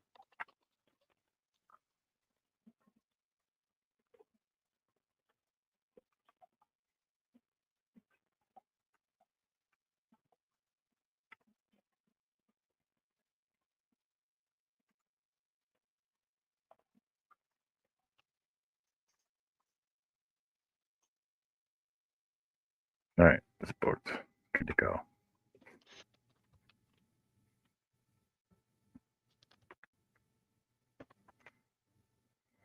So join us tomorrow at noon Central for Happy Hats. Jeanette is going to be in the chat with us, and she's going to have the mayor there as well, watching our show. And she's getting an award on July 1st with the governor and senator or something, I guess. Good for her. Yeah.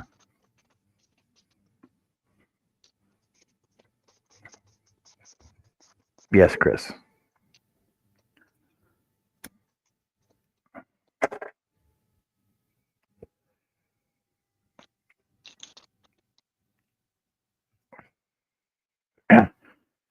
because she wanted to confirm with us when it was, so that way we can she can tell the mayor to be at her place for it.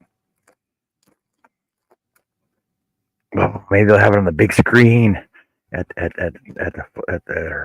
old, where's she at? Is she in an old folks home or is she in a care facility?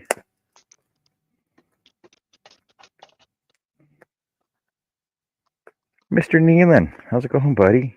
You finally made it I'm back, not eh? positive. Did you finish your chicken and potatoes? I was just gonna ask him that. We should come on over. There's lots for everybody. I'm like, there's only 2 pieces of chicken there. What's the deal with that? Sleeping. Sleeping.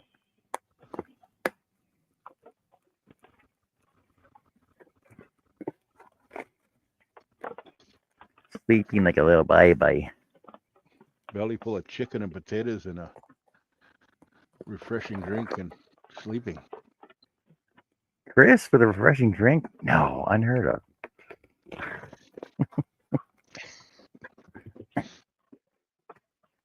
That's like saying, "Oh, hey, man, I saw I saw Steve Combs the other day. Didn't have a beer in his hand, though. Couldn't have been him, right?"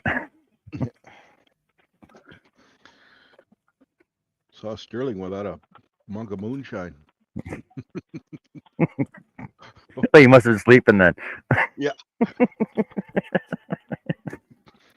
must have fallen off his stool onto the floor. Mm-hmm. Oh man, it's bad. What was that thing? He was on a bus bench or something, sleeping. Sterling was, and then, Yep. Yeah, that was out in front of the one of the Saw Expos, right? Oh, Saw Yeah. Expo. I just saw the name of it. I saw the name of the Saw Expo. Oh man, that's the one that Connie should go to.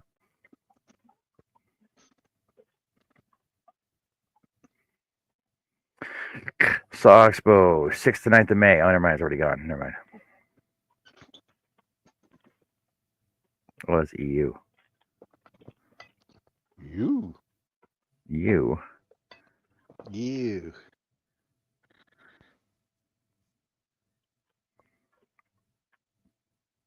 It's one in Germany. Anyway, on the wagon for now. On the wagon to get down to the store. Got 6 horses pulling it. Oh, I had a guy ask me the other day. He goes, why would they use horsepower, like a single horse as a horsepower for engine speed? I'm like, well, basically, so 1 horsepower, like is 1 horsepower. It'll pull. It has so much torque in it because they actually cut calculations and figured out that 1 horse can pull so much torque and put out so much speed, right? Yep. So then, if you multiply that and say, okay, so an average engine will put out, 375 horsepower, which is 375 horses running at the same speed at the same time, putting out that much torque. Well, how did they work that out? I said, I don't freaking know. They put them all together on a big bar and just made them run. It's math. I don't know. That's Jeanette what said, calculators are for. I know, right? Well, back at the time, it'd be abacus, right? Jeanette says, I'm so excited about everything. Well, yeah, we are too. We're excited for you, Jeanette.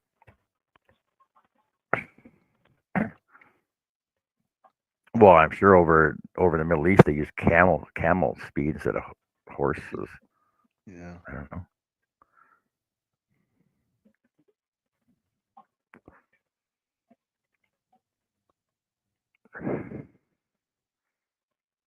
You don't think so? You're shaking your head. It's plausible.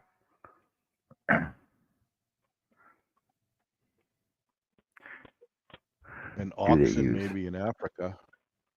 Yeah.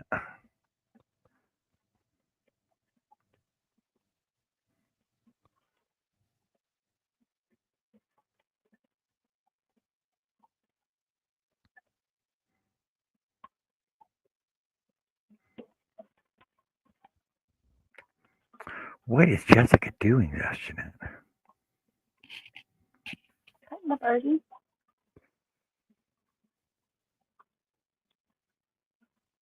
Cutting the birdie. Oh my Just got done God! See, untangling all my threads. I'm not wrong.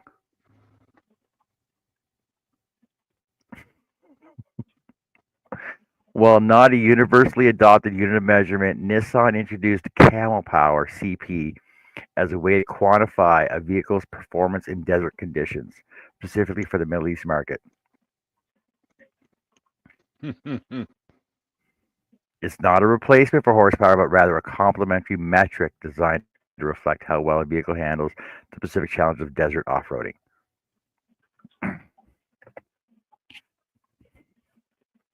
See, the things that John thinks of, and they're actually correct. Frick.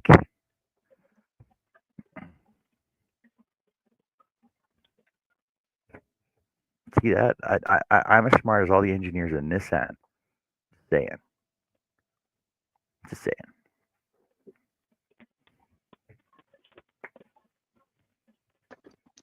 James Watt defined horsepower as he was the inventor of the steam engine. A horsepower as 333,000 foot-pounds per minute, which is equivalent to 550 foot-pounds per second. And that's what one horse could do. Didn't James Watt also invent like the tungsten filament? Hence wattages on light bulbs. Working with Edison and Tesla. Could have. I think this Watt was before him though. Before Edison and Tesla.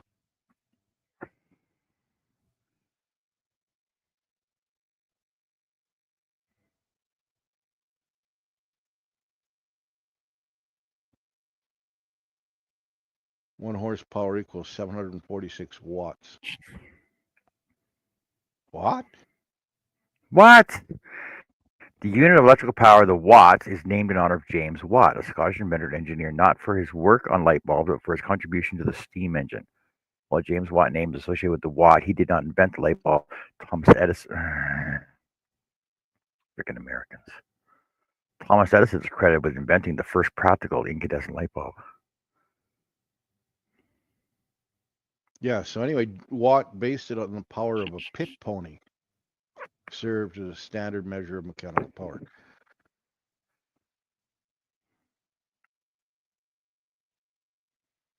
Pit ponies towed those ore cars, I think, out of mines.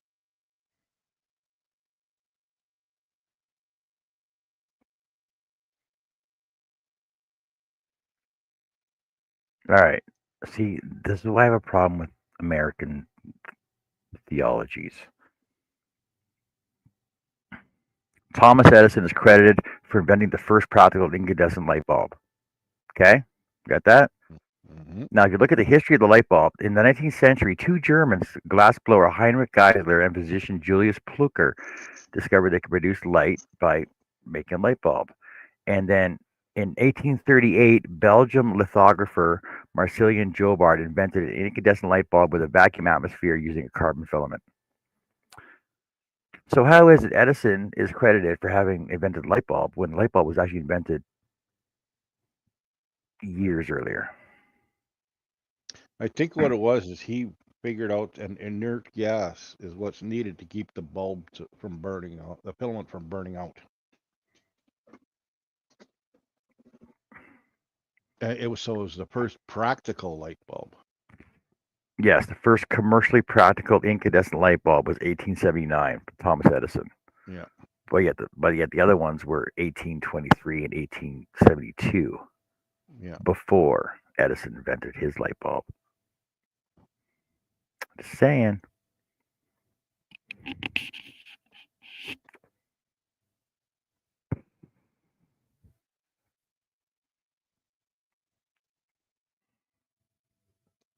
And there was a big AC/DC war No. Oh, here you go. Here you go.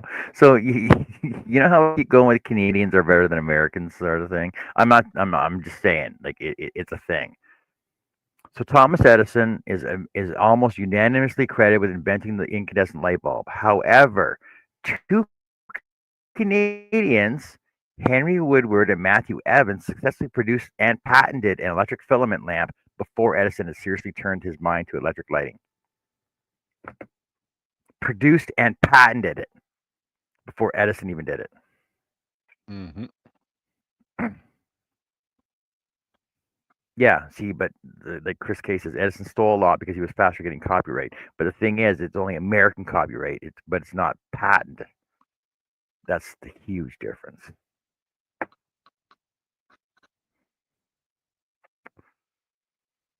think Thomas Edison was just a scam boy. Yeah, just ask Tesla. Did you ever watch that movie? What's that movie with Tesla and Edison? Though that was actually a really good movie. Mm-hmm.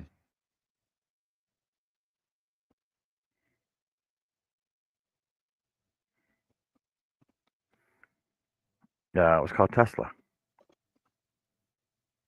The Current War. That's what it was. The Current War. So it was a movie based on Edison and Tesla at the same time. And the thing is that they discovered that monetary wise, it was cheaper to produce AC current than it was DC current, even though Tesla was, there's pictures of Edison all over the place, sitting underneath in his steel cage, not getting electrocuted by DC voltage, right?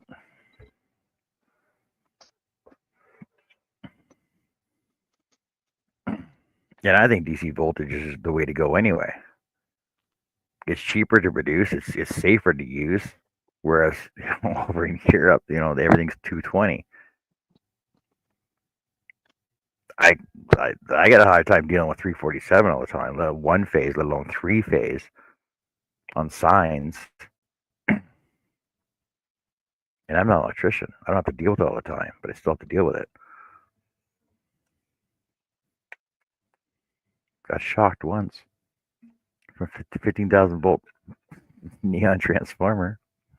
I'll never do that again. No, Once. probably not. Once is all you needed. Yeah. To know.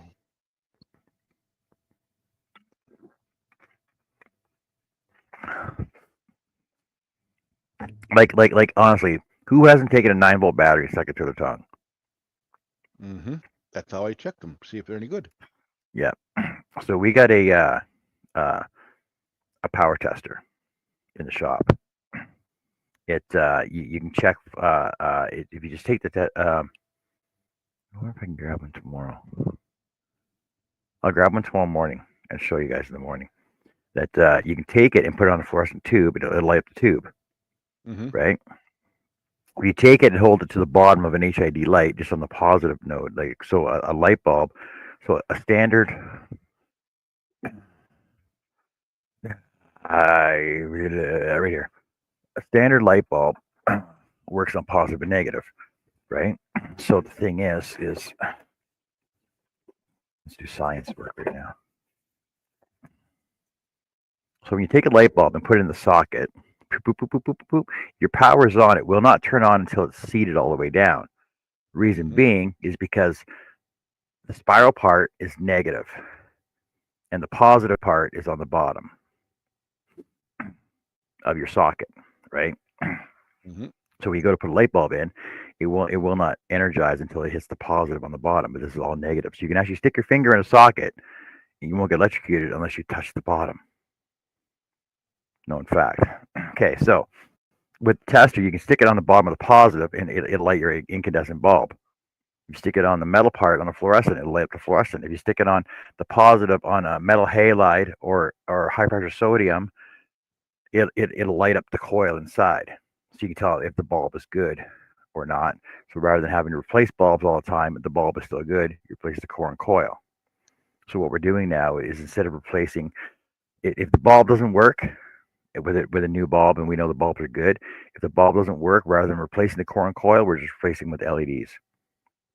Mm-hmm. So they call it corn cob. So your LED is a solid piece this way. with like 28 rows of LEDs around it. So you're replacing a core and coil, which jumps your power from 120 volt, 10 amp up to 1500 amp. And I can't remember what the voltage is. It's 600 volt. So it's jumping it from 110 to 600 volt, number one. Number two is jumping your amperage up as well to power up the core and coil and the starter and the capacitor for your HID lighting. Mm-hmm. So we're taking all that out, taking out the core and coil, wiring the the 110 power directly to the socket to power up your 110 LED bulb, which has the capacitor and everything all inside one piece. Yeah, and it reduces down to whatever the chips need. Yep. Which makes them more safer, more durable. They last longer and everything else.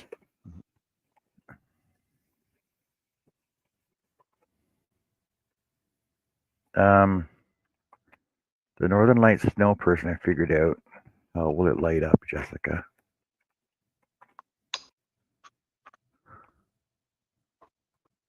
Jeanette's asking a question.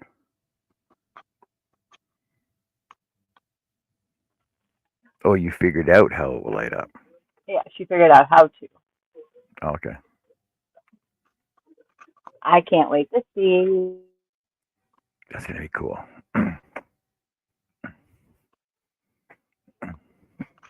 See, but then again, the one thing I can't figure out is my LED panels up here. Mm-hmm. Which is a solid light panel.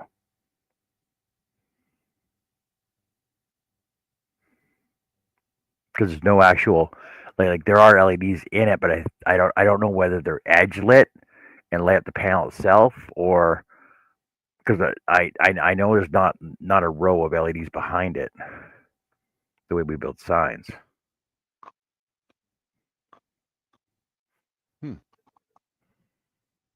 You'll have to take it apart. No. See what makes it tick. No, I won't. No. But John, the elephant will be okay. What are you talking about, Chris? Chris is on her meds. Elephant in the room? Oh, are you talking about elephant power for over in Asia? Yeah, okay.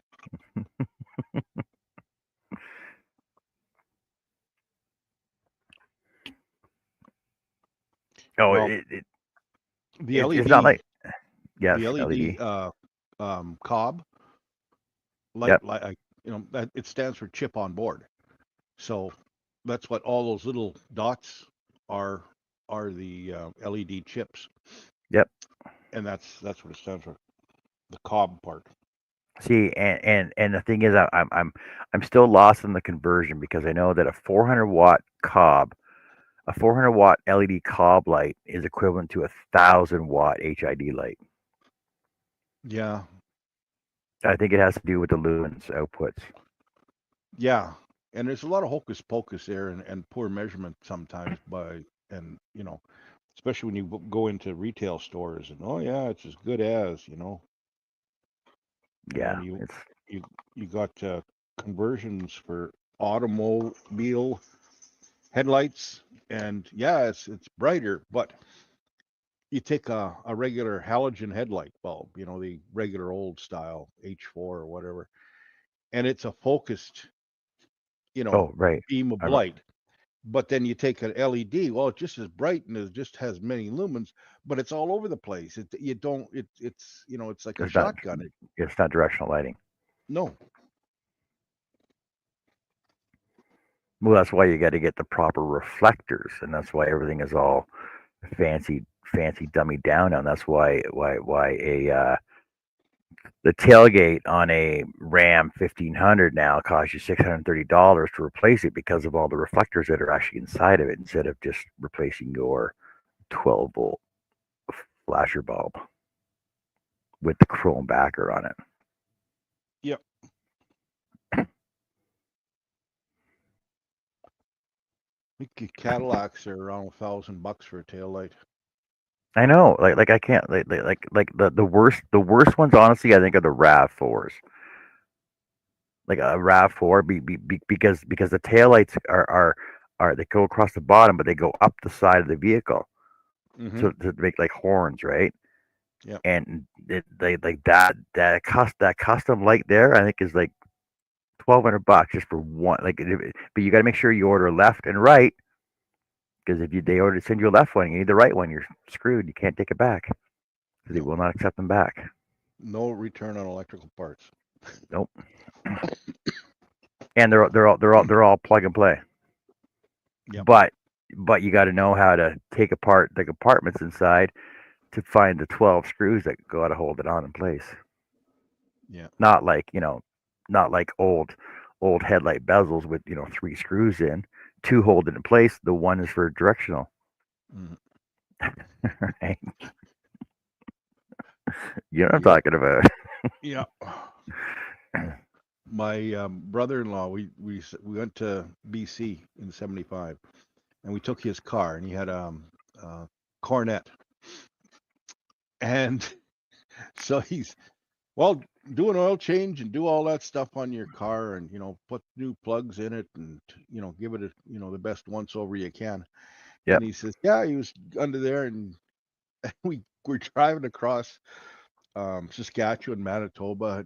Boy, these headlights aren't very good. So we finally get into BC or Alberta, and I hit the lights, the brights. Oh, great! You checking the trees about 30 feet up, like what's going on here? He says, well, I was in there and I saw some loose screws in the headlights and I tightened them up. He tightened the adjusters all the way. Oh my god, that's the worst. Well, see, but I know, like we still have one old Mac in our yard that doesn't have LED lights on it. It's got the old yellow headlights, right? Yep. And oh, man, we were driving around that one night. I'm like, oh, I can't see nothing. I can't see anything. And they're pointed like they're pointing like not directly at like direct straight out, but they're pointed just down just a bit, so I can see the center line and the white line. Mm-hmm. And that's all I could see. I couldn't see anything else. And these old yellow clouded out freaking headlights. I'm like, oh, I better not get stopped by DOT. This is so gonna be so bad. Mm-hmm. Because we changed all the other headlights out to LEDs, and they're like $100 Yep. for one headlight. But they're really nice though. Like you just pull out the back piece, but you gotta make sure it's orientated properly when you go to put it back in and turn it, like get back into place, because like it has to be vertical. I think it is. Mm-hmm. It has to be perfectly aligned to the reflectors in the housing and all that kind of stuff.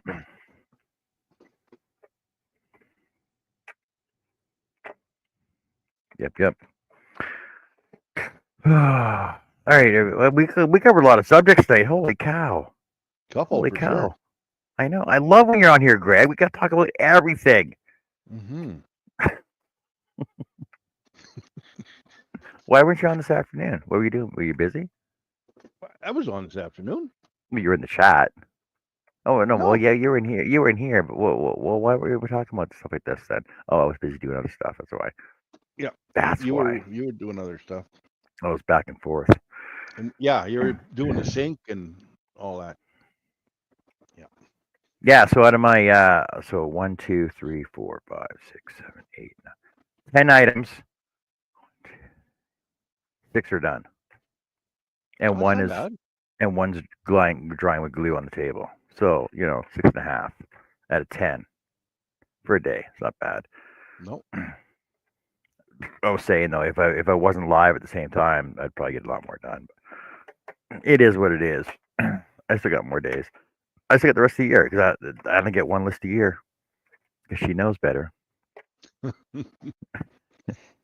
You're lucky. Well, see, but the thing is, so the air intake covers, that was the January 10th, 2021, right? We looked that one up. Yep. But I still think, but in my defense, she only asked me to cut them for her. She didn't ask me to install them. She didn't ask me to finish them. She didn't ask me to sand them or stain them or paint them. She asked me to make them. Mm-hmm. So in my defense, I They made them. will. Yep. Jessica, was that my basket? Jeanette's asking. Tisket a tasket. Yes. All right, everybody. We're gonna call our quits for the night, and hope to see you tomorrow on Happy Hats, and or sometime during the rest of the week. Thanks for being here, Greg. Thanks to all my subscribers and members, the new members as well. Thank you for. I hope you guys join in on the shows as well. Boop, boop, boop, boop, boop, boop, boop. Anything else? We're Thanks good for to having go. me. Yeah, thanks for being here, Greg. Again, we appreciate you being here. Hey, look, chicken butt on Jess's shoulder. Chicken butt.